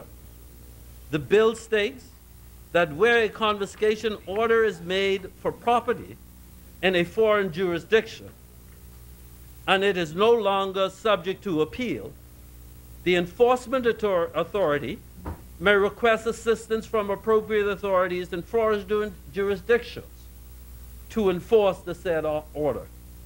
Provisions is made in this bill that all seized property is vested in the treasury of the Bahamas and not be sold or disposed of until the period ends. Mr. Speaker, this is a global trend towards fighting corruption on all levels. And this F&M administration is keeping its pledge to the Bahamian people to no longer conduct business as usual. We are determined to restore responsibility and integrity back to our nation's reputation. On January 31st, nearly a month ago, the United Kingdom initiated its Unexplained Wealth Order to complement its Proceeds of Crime Act 2002. Australia introduced unexplained wealth laws to counter corruption under the Criminal Property Confiscation Act of 2000. In 2014, the Colombian Congress strengthening the unexplained wealth laws, gearing it towards a stricter asset forfeiture regime and a more humanitarian outlook on individuals associated with these forfeitures. The Bahamas, like the United Kingdom, is looking to countries like Australia, parts of Ireland, and Colombia to a lesser extent to create a robust Proceeds of Crime bill. Countries like Australia in 2002 and Ireland in 1996 are front runners in the adaptation of unexplained wealth laws. Both countries use such provisions to significantly impact, disrupt, and dismantle criminal activities within their jurisdiction. By implementing policies which provide for non-conviction-based confiscation and forfeiture proceedings that do not require predicate offenses to be established, this bill strengthens the existing act. Mr. Speaker, this bill as its main intent is the protection of the citizens of the people's government, while safeguarding our reputation as a country and upholds our international obligations. To borrow a catchphrase, follow the money. This rings especially true in organized crime. As law enforcement is emboldened with powers to go after illegal money, undoubtedly, a dent in the proceeds of crime will result in lowering levels of criminality. For the everyday Bahamian, ending illegal money gains will end crimes connected to them, or at least mitigate them, and provide for a better and safer community for all. Mr. Speaker, the people's government promised to strengthen our anti-corruption regime. And this bill, and these bills are yet another example of good governance. Today, these bills seek to incorporate the same measures permitting courts to inquire, this bill, into assets obtained by relevant persons, which cannot be legitimately justified. The protection of our financial sector and our way of life depends on our ability and fortitude to pass bills like these ones. This bill, Proceeds of Crime, falls in line with such bills like the Interpretation or the Interception of Communication Bill, which we will be seeing shortly, and the National Intelligence Agency Bill, which allows law enforcement to go after organized crime, okay, at its root. Mr. Speaker, we must never return to the era of the 1980s, where we were branded a nation for sale. Because of the wholesale destruction of Bahamian lives and moral fiber as a result of drug trafficking, which led to many victims of drug abuse. We must forever remove the veil of secrecy, corruption, backdoor dealings, entitlement, and arrogance in an effort to protect our nation's reputation for future generations. The people's government is committed to its obligation to do just that. This bill is yet another piece of our government's commitment to the Bahamian people to safeguard the reputation of the only nation we have, our beautiful Bahama land. Mr. Speaker, I support the two bills today, the Financial Transaction Reporting Bill and the Proceeds of Crime Bill, for an act to consolidate and strengthen measures to recover the proceeds and instrumentalities of crime and to combat identified risks. I thank you, Mr. Speaker.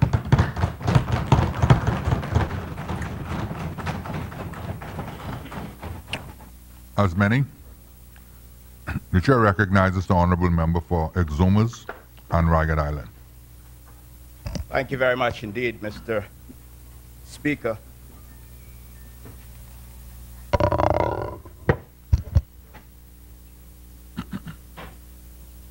I'm also always very grateful. Mr. Speaker, for an opportunity to speak on behalf of the wonderful people of the Exumas and Ragged Island, and I'm happy to contribute to these bills on their behalf. Firstly, let me take the opportunity to thank the Honorable Minister of Works, the member for Carmichael, who has been forthcoming in answering questions and issues put to him by the public and myself in relation to Ragged Island. I must also remind the government that the people of Ragged Island are still in need and still await the complete restoration of government services on the island. I'm advised that the Honorable Minister of Works is giving the situation some attention. I also thank the Minister of Health for the work he is doing behind the scenes to restore medical services to Ragged Island. And I also thank him in advance for addressing some of the issues at the mini hospital in Exuma. I thank him sincerely.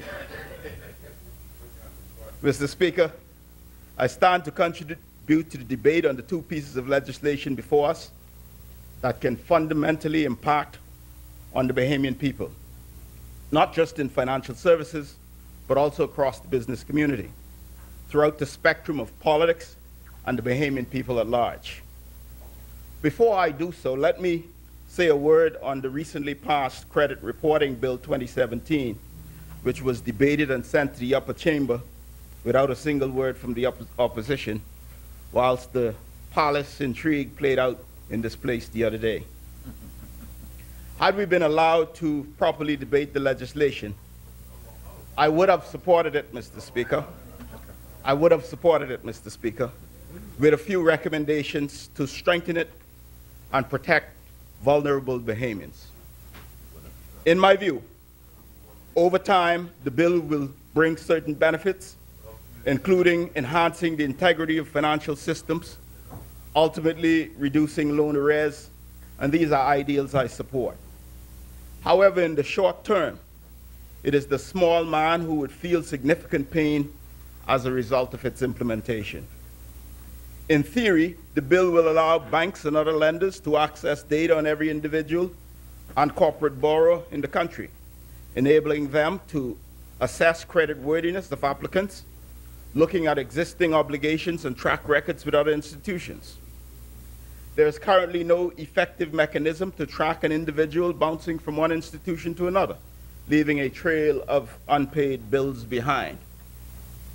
The bill will also allow access to information from utility companies and not only impact an individual's ability to get a loan, but might impact their ability to rent an apartment, or in some cases used in pre-employment checks, and impact their ability to find meaningful employment. Bahamians, particularly those who are maxed out or having experienced default or non-payments, are likely to experience major adjustments. I trust, therefore, as a matter of urgency, that the government, with the support of lenders, will undertake appropriate education of the public, beginning immediately, so that Bahamians can have time to improve their situations by stopping unnecessary use of credit cards, paying their debts, paying their utility bills on time, and not missing payments. There's much to be said about personal responsibility, Mr. Speaker. However, we must also ensure we have appropriate mechanisms in place to to protect those, particularly government workers, using salary deductions from many institutions that have and continue to make their fortunes on their backs. What we see in some cases is unconscionable, and the government has a role to protect the vulnerable. In my career, Mr. Speaker, I've seen government workers taking home as little as $36 a month. This is troubling. It's a troubling trend, and no doubt leads to more troubling social ills. The question is, how do you live as a single mother on $36 a month? There's also much to be said about improving our national savings rate, which is at a severe level, with Bahamians having only a few $100s on average on their accounts. I call on the government again to lead a national savings campaign with support of banks and financial services institutions. Improving savings is not only good for families, but also good for capital markets and national development. And I assure the members opposite that financial institutions across the Bahamas have been making efforts to do this over an extended period of time. I believe collective activity involving the government in this process in a very active way is also important. We must also ensure, Mr. Speaker, that the regulators of this bill in particular ensure an obligation to confidentiality of people's information in the system, as well as guarding against accessing information retroactive to the implementation of this bill. No doubt the competent authorities will be on top of this. I guess it's a little late now, Mr. Speaker, but I wanted my concerns noted for the record, and I do support the credit reporting bill. On the financial transaction reporting bill and proceeds of crime bill, Mr. Speaker, let me say at the outset that nobody needs guess that I'm going to vote in favor of these bills, both pieces of legislation. Though they are far from perfect, if indeed there is such a thing as perfect legislation. But I do plan to spend my time in this place during this term, not opposing for opposing's sake. This administration believes that these bills will help curb corruption, money laundering, and terrorism. I am on record as supporting these ideals. And if the laws prove ineffective, if they prove overreaching, or if they infringe too deeply on the rights of Bahamians, after we would have had 4 years of practical implementation, then when the PLP takes government in 2022, we can amend them where necessary. Amen.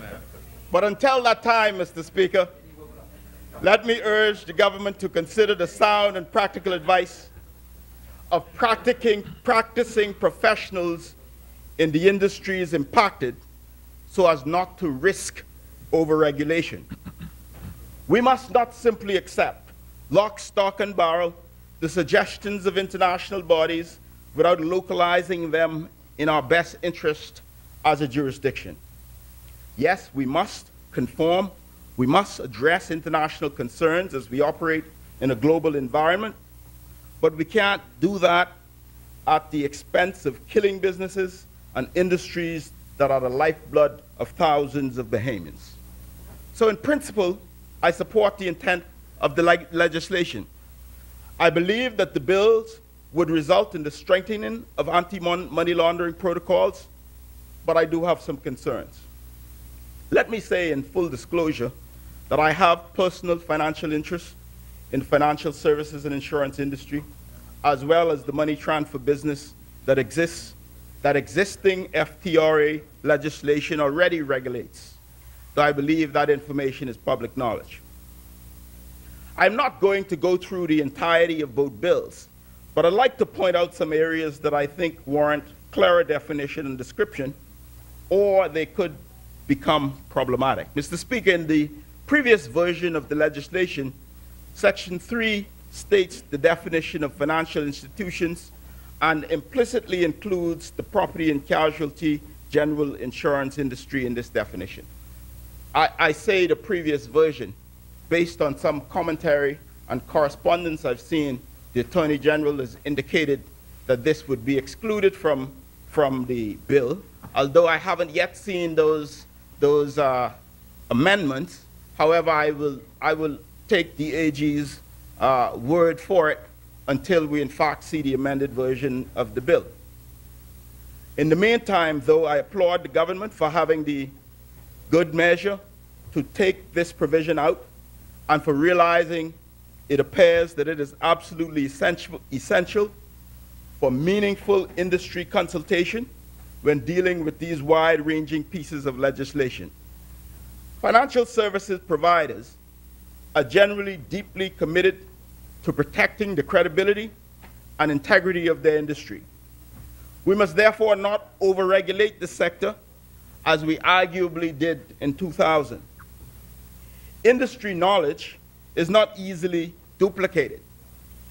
Politicians are not anointed as all-knowing upon their election or appointment to the Senate and Cabinet. I am happy that the Attorney General, who was previously adamant that he was leaving these references to general insurance in the definition, has now earnestly consulted and agreed to remove it. Again, I await to see the actual amendments. It is globally accepted that the insurance industry, in particular general insurance, property and casualty insurance, poses minimal risk of money laundering and terrorism financing to countries' economies. It was also of great concern, Mr. Speaker, that a simultaneous increase in administrative costs and premium rates would have made general insurance less affordable for Bahamians and legal residents. It is a relief, therefore, to the industry not to have additional burdensome hoops to jump through. So let's talk a little bit about other areas of the bill. With regard to money transfer business, Mr. Speaker, this industry is already adequately, properly, tightly regulated by the Central Bank of the Bahamas. Major money transfer companies like Cash and Go already adopt these standards. As a general point, you know them too. As a general point, we must take care not to overregulate and put up unnecessary barriers for businesses to do business in the Bahamas. It's already hard enough. We must not put up barriers to commerce that prohibit smooth functioning of business. And I know the member for East Grand Bahama is on side with this point as well. For example, why do I need an NIB card to license a motor vehicle? Why do I need to pay real property tax for individual directors serving on boards where they have no real financial interest to get a tax compliance certificate? These are just two examples of government overreach that should be discontinued, Mr. Speaker. These are the kinds of things that I call vexing business issues. My friend from Freetown often railed on these issues before his anointing to high office. I trust that he will not allow himself to be silenced. With regard to Clause 6 of the bill, Mr. Speaker, regarding customer due diligence by financial institutions, we must not, and let me say again, we must not overregulate financial services sector, especially when it comes to low-risk business. We must balance the need for regulation and the need for more ease of doing business to remain a vibrant, competitive jurisdiction. Domestic banks already applying a sledgehammer in many cases where a fly swat will do. And I know what the side opposite will say. It will say perhaps that this legislation is desperately needed to come in line with international commitments. I accept the point. But again, Mr. Speaker, we must strike a balance. We must not fall our tent in financial services. We must not just have legislation thrust upon us. We must respect that we live in a global village with interconnected systems. However, we must assert our understanding of local context and realities with respect to the bigger global picture. If we react too harshly, we run the risk of starving to death an already diminished financial services sector. This Parliament, this government, must defend our sovereign turf and not accept what is sent to us hook, line, and sinker. If G20 countries like the US and Great Britain have standards that are acceptable to them, that are simpler than ours, surely they can't object if we are doing what they are doing. If it's good enough for them, how is it not good enough for us? So, Mr. Speaker, we have to be forward-looking. I support the legislation, but continued attacks on our sovereignty, continued attack on our industries ought to be expected. And the government must be prepared to speak up on behalf of small open economies, perhaps in unison with our CARICOM countries. Next, they will come after our foreign direct investment regimes and the tax concessions we offer. But we must defend our territory from the microscopic analysis and demonization of everything they deem to be a threat to their own practices that do not benefit us. I note in many of the discussions in relation to the IMF that the government appears to be adopting their suggestions as their government's policy. I will not consider this an appropriate step in my view. And Mr. Speaker, I listened intently to Nord Abaco, the Honorable Minister of Foreign Affairs, talk about corruption. But I want to point out that Transparency International ranked the Bahamas 28, I believe, of 177 countries in 2017. This was down from 71 in 2015 and down from number 66 in 2016. We're not perfect.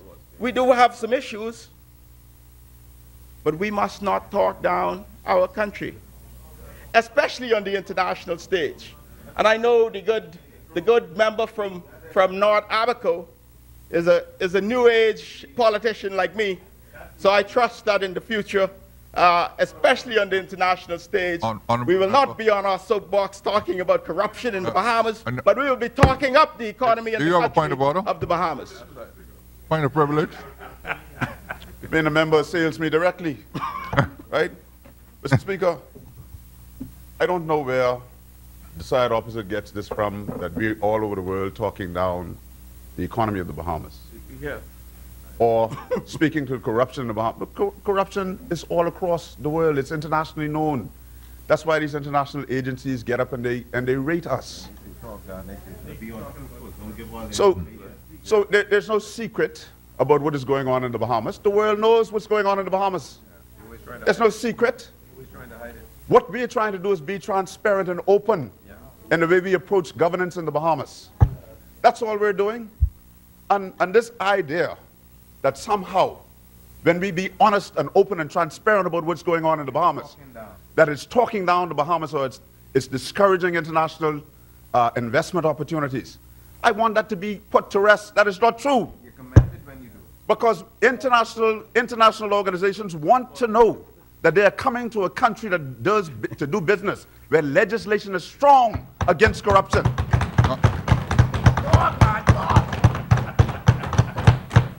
Honorable member for Mr. Rocket Island. Speaker, the member from North Abaco is loquacious today. I want the member to understand. I want this administration to understand that I am anti-corruption as well. But I love my Bahamas. I love my Bahamas. We're not perfect, so I'm not going to talk down my economy, and I'm not going to talk down my country. Mr. Speaker, let me just pause here on the issue of foreign direct investment. Mr. Speaker, I asked at a recent public gathering outside this place that was nationally televised about this deal that's on the table now that the government has announced in relation to Oban Energies.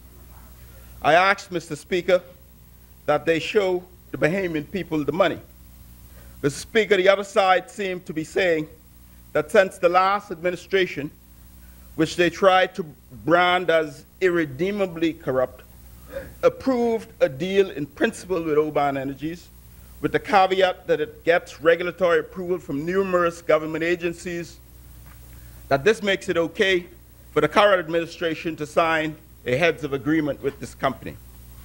And I await, Mr. Speaker, the laying of the heads of agreement on the table, hopefully along with other accompanying documents like proof of funding, and hopefully, Mr. Speaker, some details on the rigors of due diligence that was had. I await those opportunities to review in details. I don't want to speak out of turn. I don't want to speak preemptively, so I will wait the details. But I said at that meeting that I want to be shown the money, and I've only heard talk so far, and I trust that we will see the $5.5 billion that's supposed to go in the ground very, very, very soon. So I eagerly await. I have many questions, but I'm not going to be preemptive. I will save the questions for another time. On top of that, Mr. Speaker, on top of that, in the context of the bills we're talking about today, the Financial Transaction Reporting Act and the Proceeds of Crime Act, I wonder where does this new deal fit in with the government's soapbox stance on due diligence, anti-corruption, accountability, and transparency. I cast no aspersions.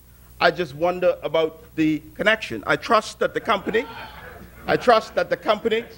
its principals and its associates will pass the fit and proper thresholds and the due diligence guidelines as laid out in these bills. The timing of this debate is ironic, but God is a just God. I want to emphasize, Mr. Speaker, that I am pro-business. I am pro-investment. We need foreign direct investment to develop our country in an orderly way and create opportunities, but not to the cost of our reputation. So I will pen the remaining comments. But getting back to the bill itself, the penalties for certain infractions under the bill seem to be quite high. For example, if a financial institution opens up a single account without KFC, it's subject to a fine of $1 million. An individual can be fined up to $500,000. Mr. Speaker, I would suggest that we revisit the adequate fines under the FDRA that's being repealed and consider them as adequate.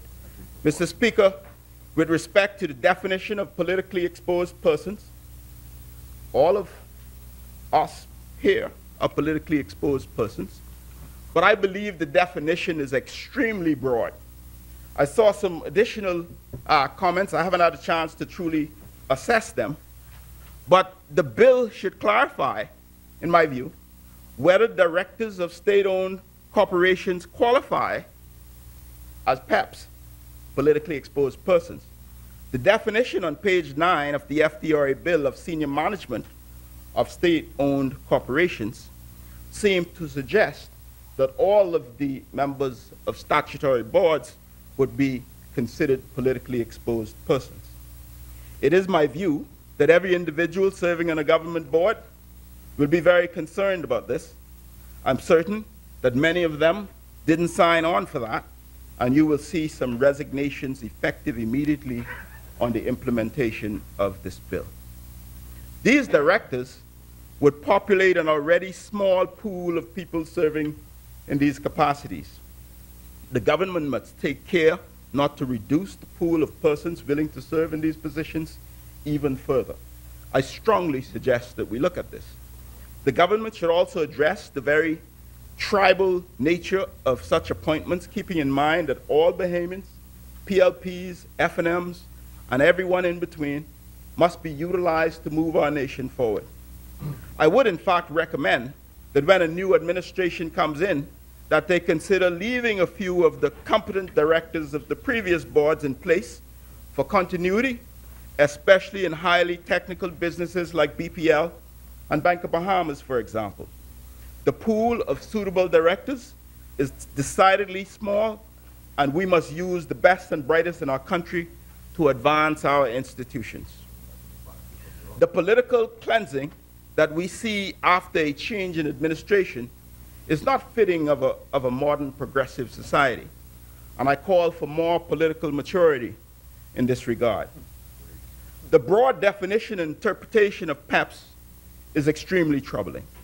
And whilst I have signed on for public office and for public service, I did not ask permission from my 12 siblings or my associates, who would also be captured in this big net.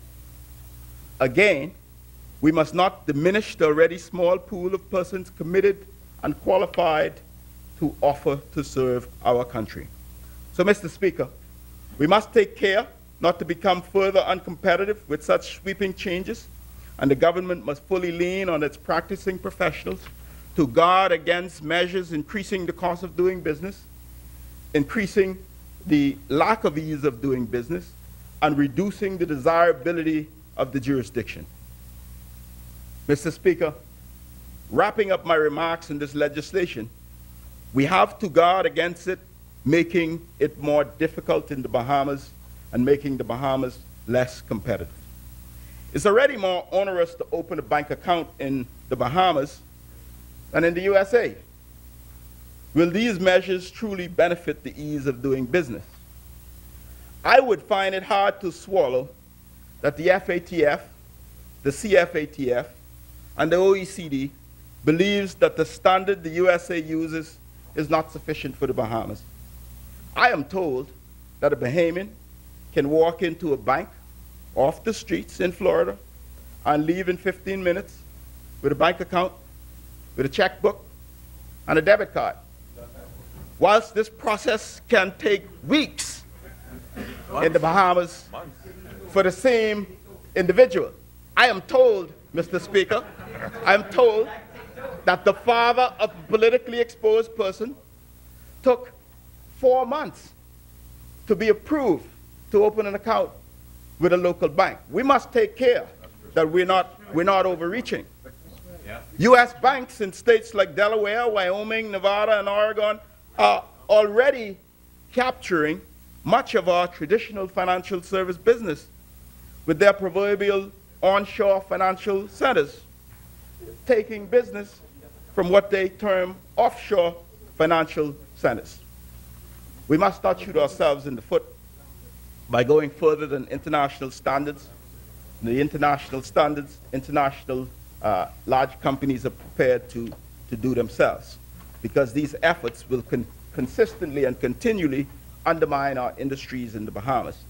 Whilst we must take care in being compliant with international standards, we must also take care to be balanced and not overreach. I cannot overemphasize that point. We only need to consider how we lost the captive insurance market, how Bermuda continues to thrive, how we've lost some of our financial services business, how other countries continue to thrive.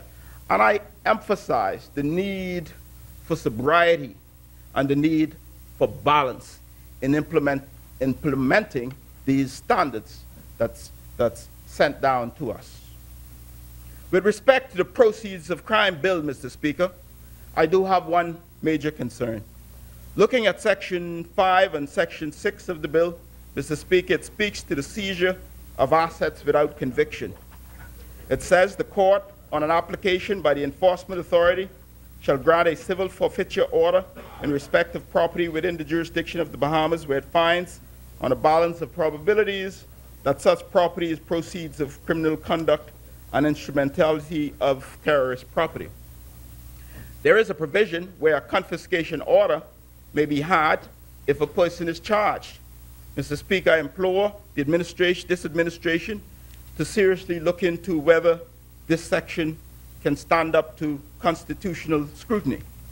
The threshold for charging someone in the Bahamas is not very high, Mr. Speaker.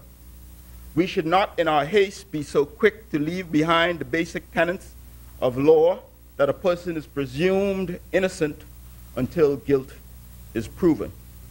The provisions in this section could potentially backfire, causing significant hardship on Bahamians if we get it wrong, and lead to costly lawsuits against the government, for which the Bahamian people will have to ultimately foot the bill. We must take care that this and other provisions of the bill do not infringe on the constitutional rights of Bahamians. And I'm glad that the member for Carmichael, the learned QC from Cat Island, is zooming into the details of the legislation to ensure that if we can bring legislation, not Abaco, if we can bring legislation, that fits the constitutional framework so that they are less likely to be challenged in a court of law thereafter, then I believe it's incumbent upon us as lawmakers to do so. And therefore, in closing, Mr. Speaker, in closing, I support these two pieces of legislation.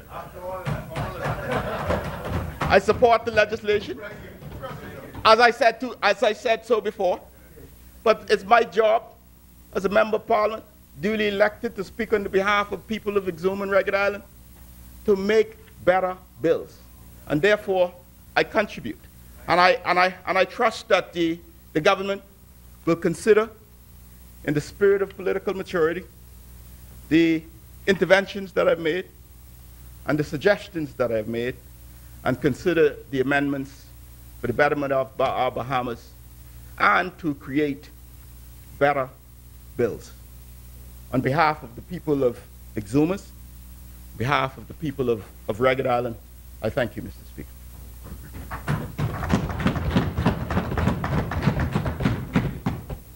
As many? Chair recognizes the honourable member for Long Island.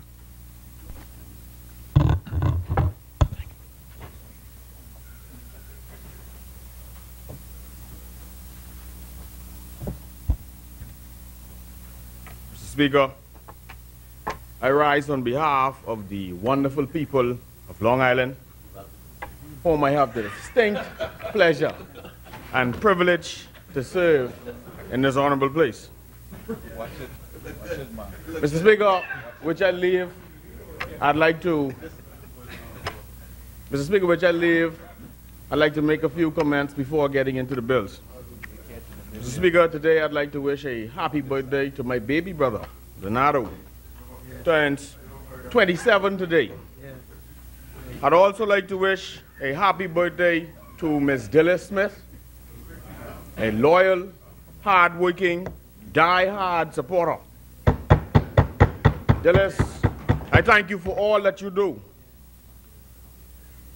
While I'm at it, Mr. Speaker, I'd like to wish a happy belated 63rd birthday to Elias Cartwright, my hard-working, extraordinary general. When I was sick, he was sick. Elias has been my right-hand man. And lastly, Mr. Speaker, I'd like to wish a happy birthday, or happy belated birthday, to Mr. Jason Cartwright, a great Long Islander, an enforcer in the cause. Great people, Mr. Speaker. Great people. Great people.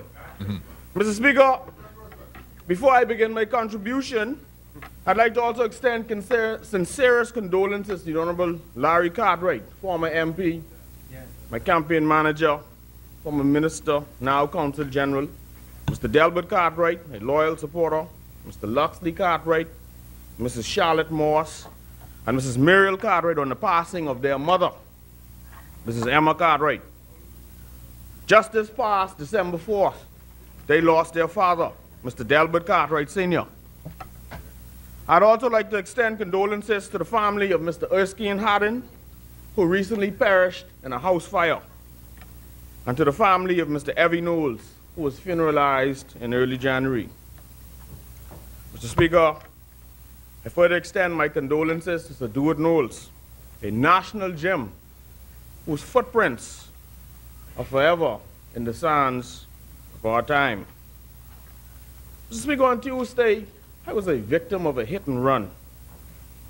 Driving west along West Bay Street near St. Albans Drive, when a black, dark blue Nissan Tiana, driven by a dark male, license plate number AK5025, drove out of a yard of a nearby business and sped head-on into me.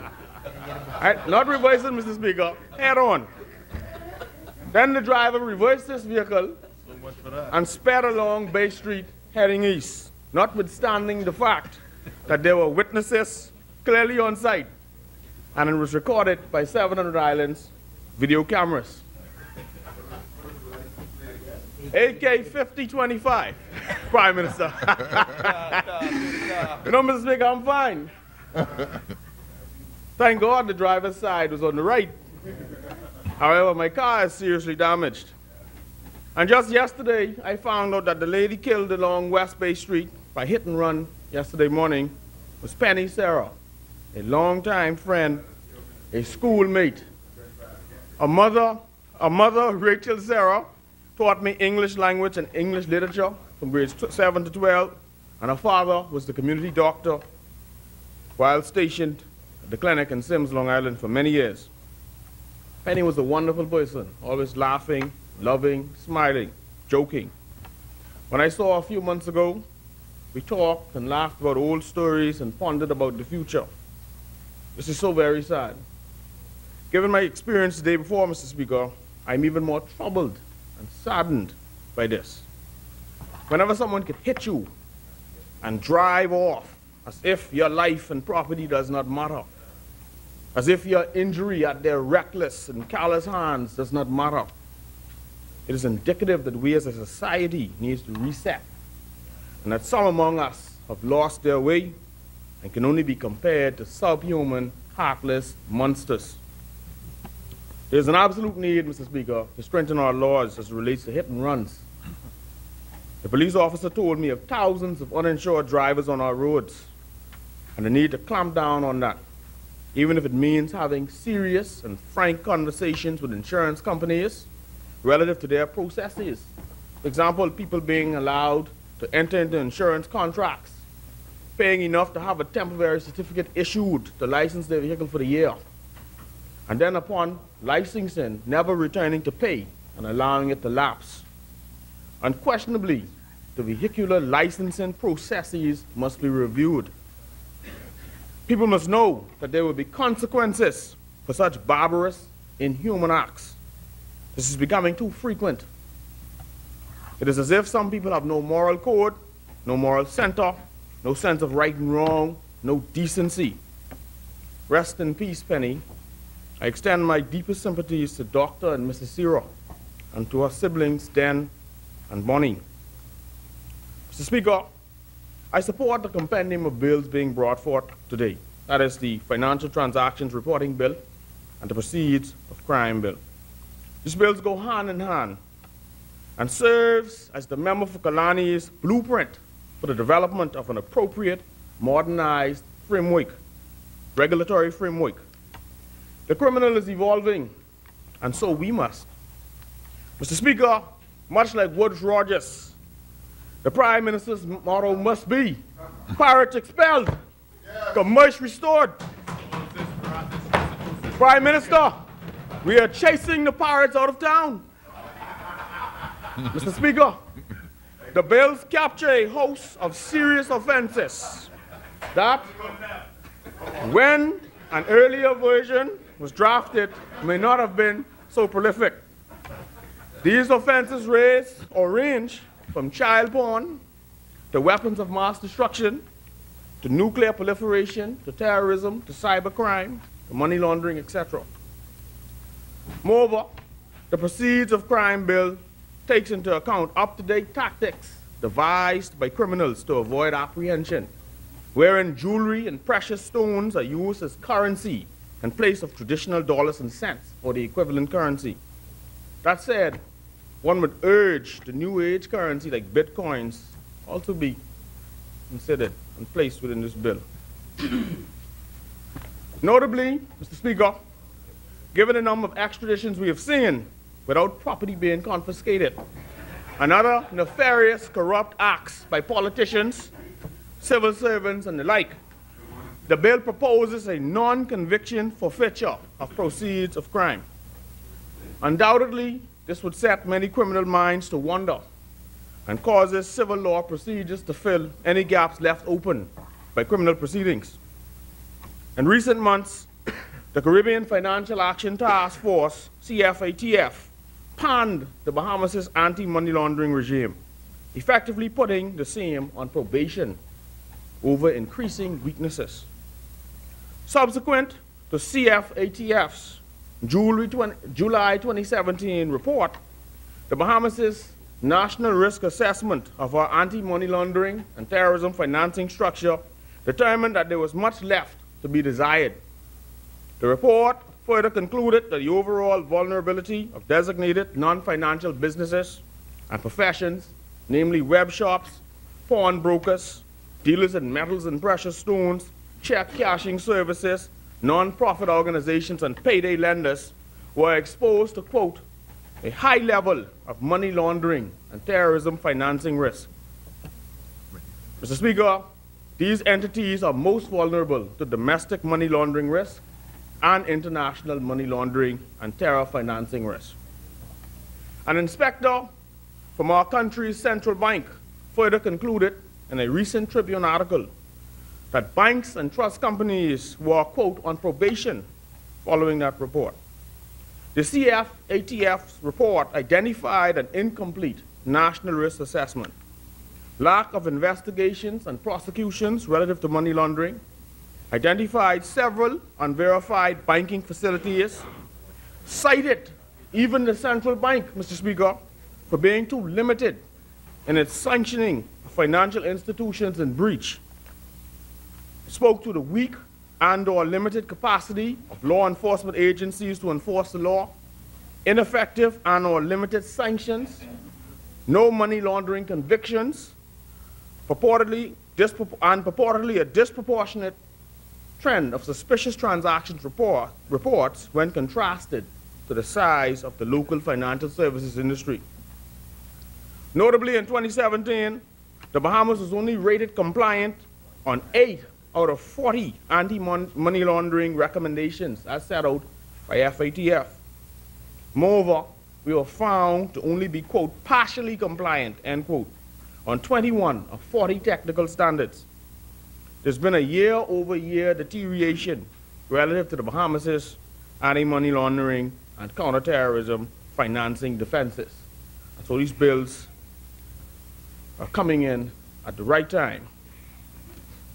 Never too late.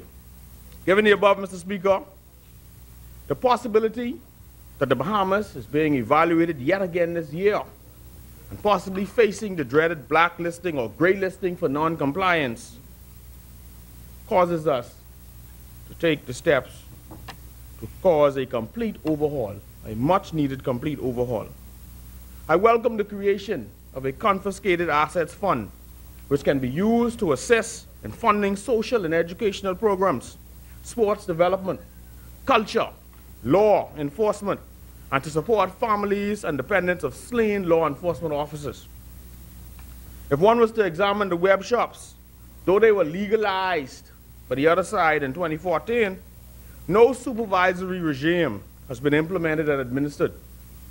The National Risk Assessment Report referred to the domestic gambling house business as having been, quote, identified as having a high level of exposure to money laundering risk due to the potential of laundering funds from locals who are involved in drug, human, and gun trafficking, and the need to fully assess the sector, end quote. Likewise, the real estate sector, which makes up 4% of our GDP, was identified as a risk given the fact that developers use in-house financing schemes which are not currently regulated by the Bahamas Real Estate Association. Moreover, commercial leasing and rentals, as well as trust and escrow accounts held by developers, were determined to pose a risk for money laundering. The report also referred to concerns relative to auto dealers and construction. Mr. Speaker, these bills further speak, or the bill bills further speak to credit unions, which the CFATF report wrongly expressed a lack of confidence in their operations, citing these operations as being pointedly or not being pointedly cognizant of the risk they face. Notably, whilst there are notable risks in the insurance industry, I was pleased that we have determined not to place individual property and casualty insurers among the list of financial institutions at risk of being exploited by money launderers and terror financiers. The reality is that the FATF and CFATF have not yet mandated their inclusion, and even more, this would become burdensome to Bahamians already struggling to maintain insurance policies, and frankly, lend to a cumbersome process and reduce the ease of doing business. Many Bahamians are currently uninsured or underinsured, and frankly, prior to the decision to amend, I held the view, as I would have heard from many Bahamians, that Bahamians would be placed at a greater risk and more people would be unable to afford insurance due to the resultant high prices that would undoubtedly be passed on to the consumer. Given that one can only benefit from property and casualty insurance if items are damaged or written off, such schemes would not yield much gain, nor does it increase the assets of a launderer or terrorist. Notwithstanding our likely passage of these bills here today, we must develop a greater culture of enforcement. We must recommit ourselves to enforcement and creating the environment by heightening capacity for effective enforcement. The reality is, Mr. Speaker, that manpower and financial needs of the various enforcement agencies must be assessed, promptly addressed for these bills, soon to be law, to be addressed much more than the paper, and must be much more than the paper, for them to be much more than the paper they are written on. We must position our policing and prosecutorial arms to properly investigate complex financial crimes and prosecute the same. Indeed, more persons must be trained in the forensic disciplines, from forensic accounting to forensic analysis, and so on. Just as we seize and forfeit the proceeds of crimes, so too must we pursue money launderers. The CFATF's July report stated, and I quote, Mr. Speaker, quote, the law enforcement authority, the CFATF's July report stated, Mr. Speaker, I quote, the law enforcement authority does not have on its staff roster any specialized human resources, any financial analyst, accountant, forensic accountant, attorney, or certified financial investigators to properly analyze and investigate intelligence reports. And I'm continuing to quote, this makes it extremely difficult to identify and investigate money laundering promptly and effectively. The authorities have indicated that these skill sets are sourced when required, and legal advice is obtained from the Office of the Director of Public Prosecutions. While the Royal Bahamas Police Force indicated that they recognized the training was critical and important, they also openly admitted that there had been a lull in training at the department. The Bahamas has not displayed characteristics of an effective system, end quote. The successes of these pieces of legislation will hinge on enforcement. Mr. Speaker, we have always been weak in the pursuit of white-collar crimes. These bills and their enforcement will tighten the noose around those businesses and persons who participate in the same but get away scot-free. In the member for Mount Moriah, we have a superb Minister of National Security, my good friend, whom I respect highly. And I have no doubt about his capacity and ability to tackle such observations head on.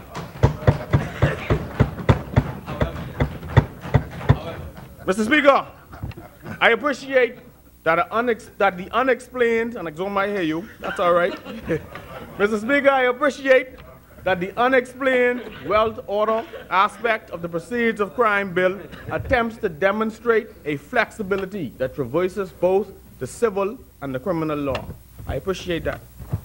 However, I urge that given the extent of the section, it should be applied with the greatest caution, ensuring that the checks and balances are evident in line with the Constitution.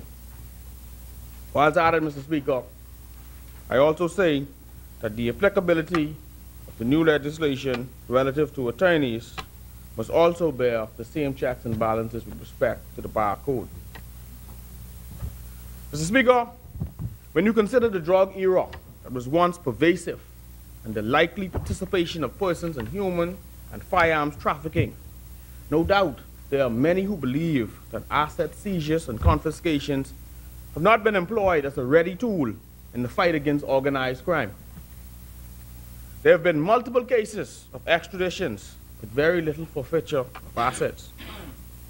With these bills' passage and enforcement, the days of politicians, law enforcement officers, and other civil servants becoming rich overnight without any inheritance, appreciable business or investment, or granddaddy's trust fund are over.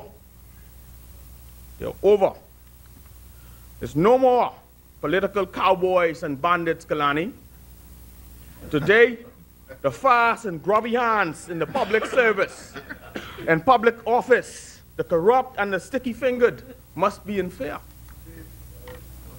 If this was a soundtrack, Kalani, these pieces of legislation would be the lyrics to the Bank Lane Shuffle. Given the bills, the predilection of some to accept a bribe or fall prey to extortion or misconduct in public office should warrant a notable rethink today. Of course, the section also applies to drug dealers, traffickers, and other criminals. The question that must be laid bare going forward is how can one's total wealth exceed the value of his lawfully obtained wealth if there is no appreciable explanation and declaration as to how one came to own the assets or their assets and income. There's no more coming in with a couple of dillies and soursop trees and maybe $10,000 and leaving with $50 million. The proposed FDA Financial Transaction Bill or Act expands the coverage relative to cash transactions, including the legal community within its scope. Frankly, this bill, once enacted and enforced, has the potential to foster a more honest public administration in this country. However, an essential enactment, an essential element or part to its enactment must be training and implementation of the law within the financial services and industry and within the business community at large. Notably, the bill envisages regulations that will guide how the provisions of the Act are applied. Mr. Speaker, I too share reservations with respect to the Financial Transactions Act about the broad scope or the broad definition of PEPs.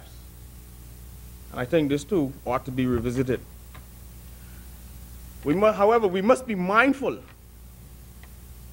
We must be mindful that there not be any regulatory overreaches. Ultimately, whilst I support our government's and my Prime Minister's thrust to foster greater transparency and accountability, we must be mindful to develop systems in an effort to avoid or keep at a minimum any increases in red tape that would, unfortunately, increase administrative time and expenses.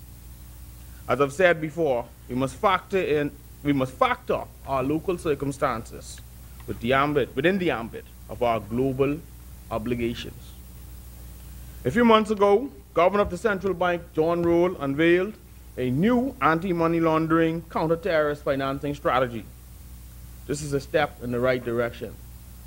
The Central Bank has been wrongly criticized by the CFATF report for, quote, not imposing any civil or administrative sanction for non-compliance within the anti-money laundering, counterterrorism financing legislation and guidelines. The report noted that regulatory changes in September 2016 now allowed the central bank to impose notable administrative fees for breaches of the Banks and Trust Companies Regulations Act and related regulations. the bill should further, these bills today, should further underpin the same. Moreover, both the Insurance Commission and the Gaming Board were sanctioned for either not imposing fines on licensees or simply not referring to any anti-money laundering or counterterrorism financing issue, or simply not referring any of that to law enforcement agencies. So again, we must ensure enforcement. Going forward, there must be constant supervision of these risks and an aversion to financial misconduct. Mr. Speaker, as I close, these pieces of proposed legislation are key to preserving the Bahamas' reputation in the financial services industry, would immediately shift the Bahamas' assessment from one categorized as high risk to at least a medium, would strengthen our competitive advantage with competing financial centers, and frankly, would lend to enhance correspondent banking access. Mr. Speaker, I support these bills. Thank you.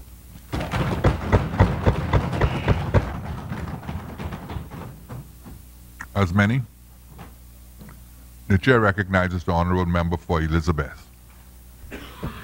Chair recognizes the honorable member for Bamboo Town. Thank you, Mr. Speaker. At this time, I do now move that the House suspends until 3 p.m. today. Second. It has been moved and second that the business of the House do suspend until 3 p.m. this afternoon. As many as are in favor will remain seated. Those who oppose will rise. The business of this House stands suspended until 3 p.m. this afternoon.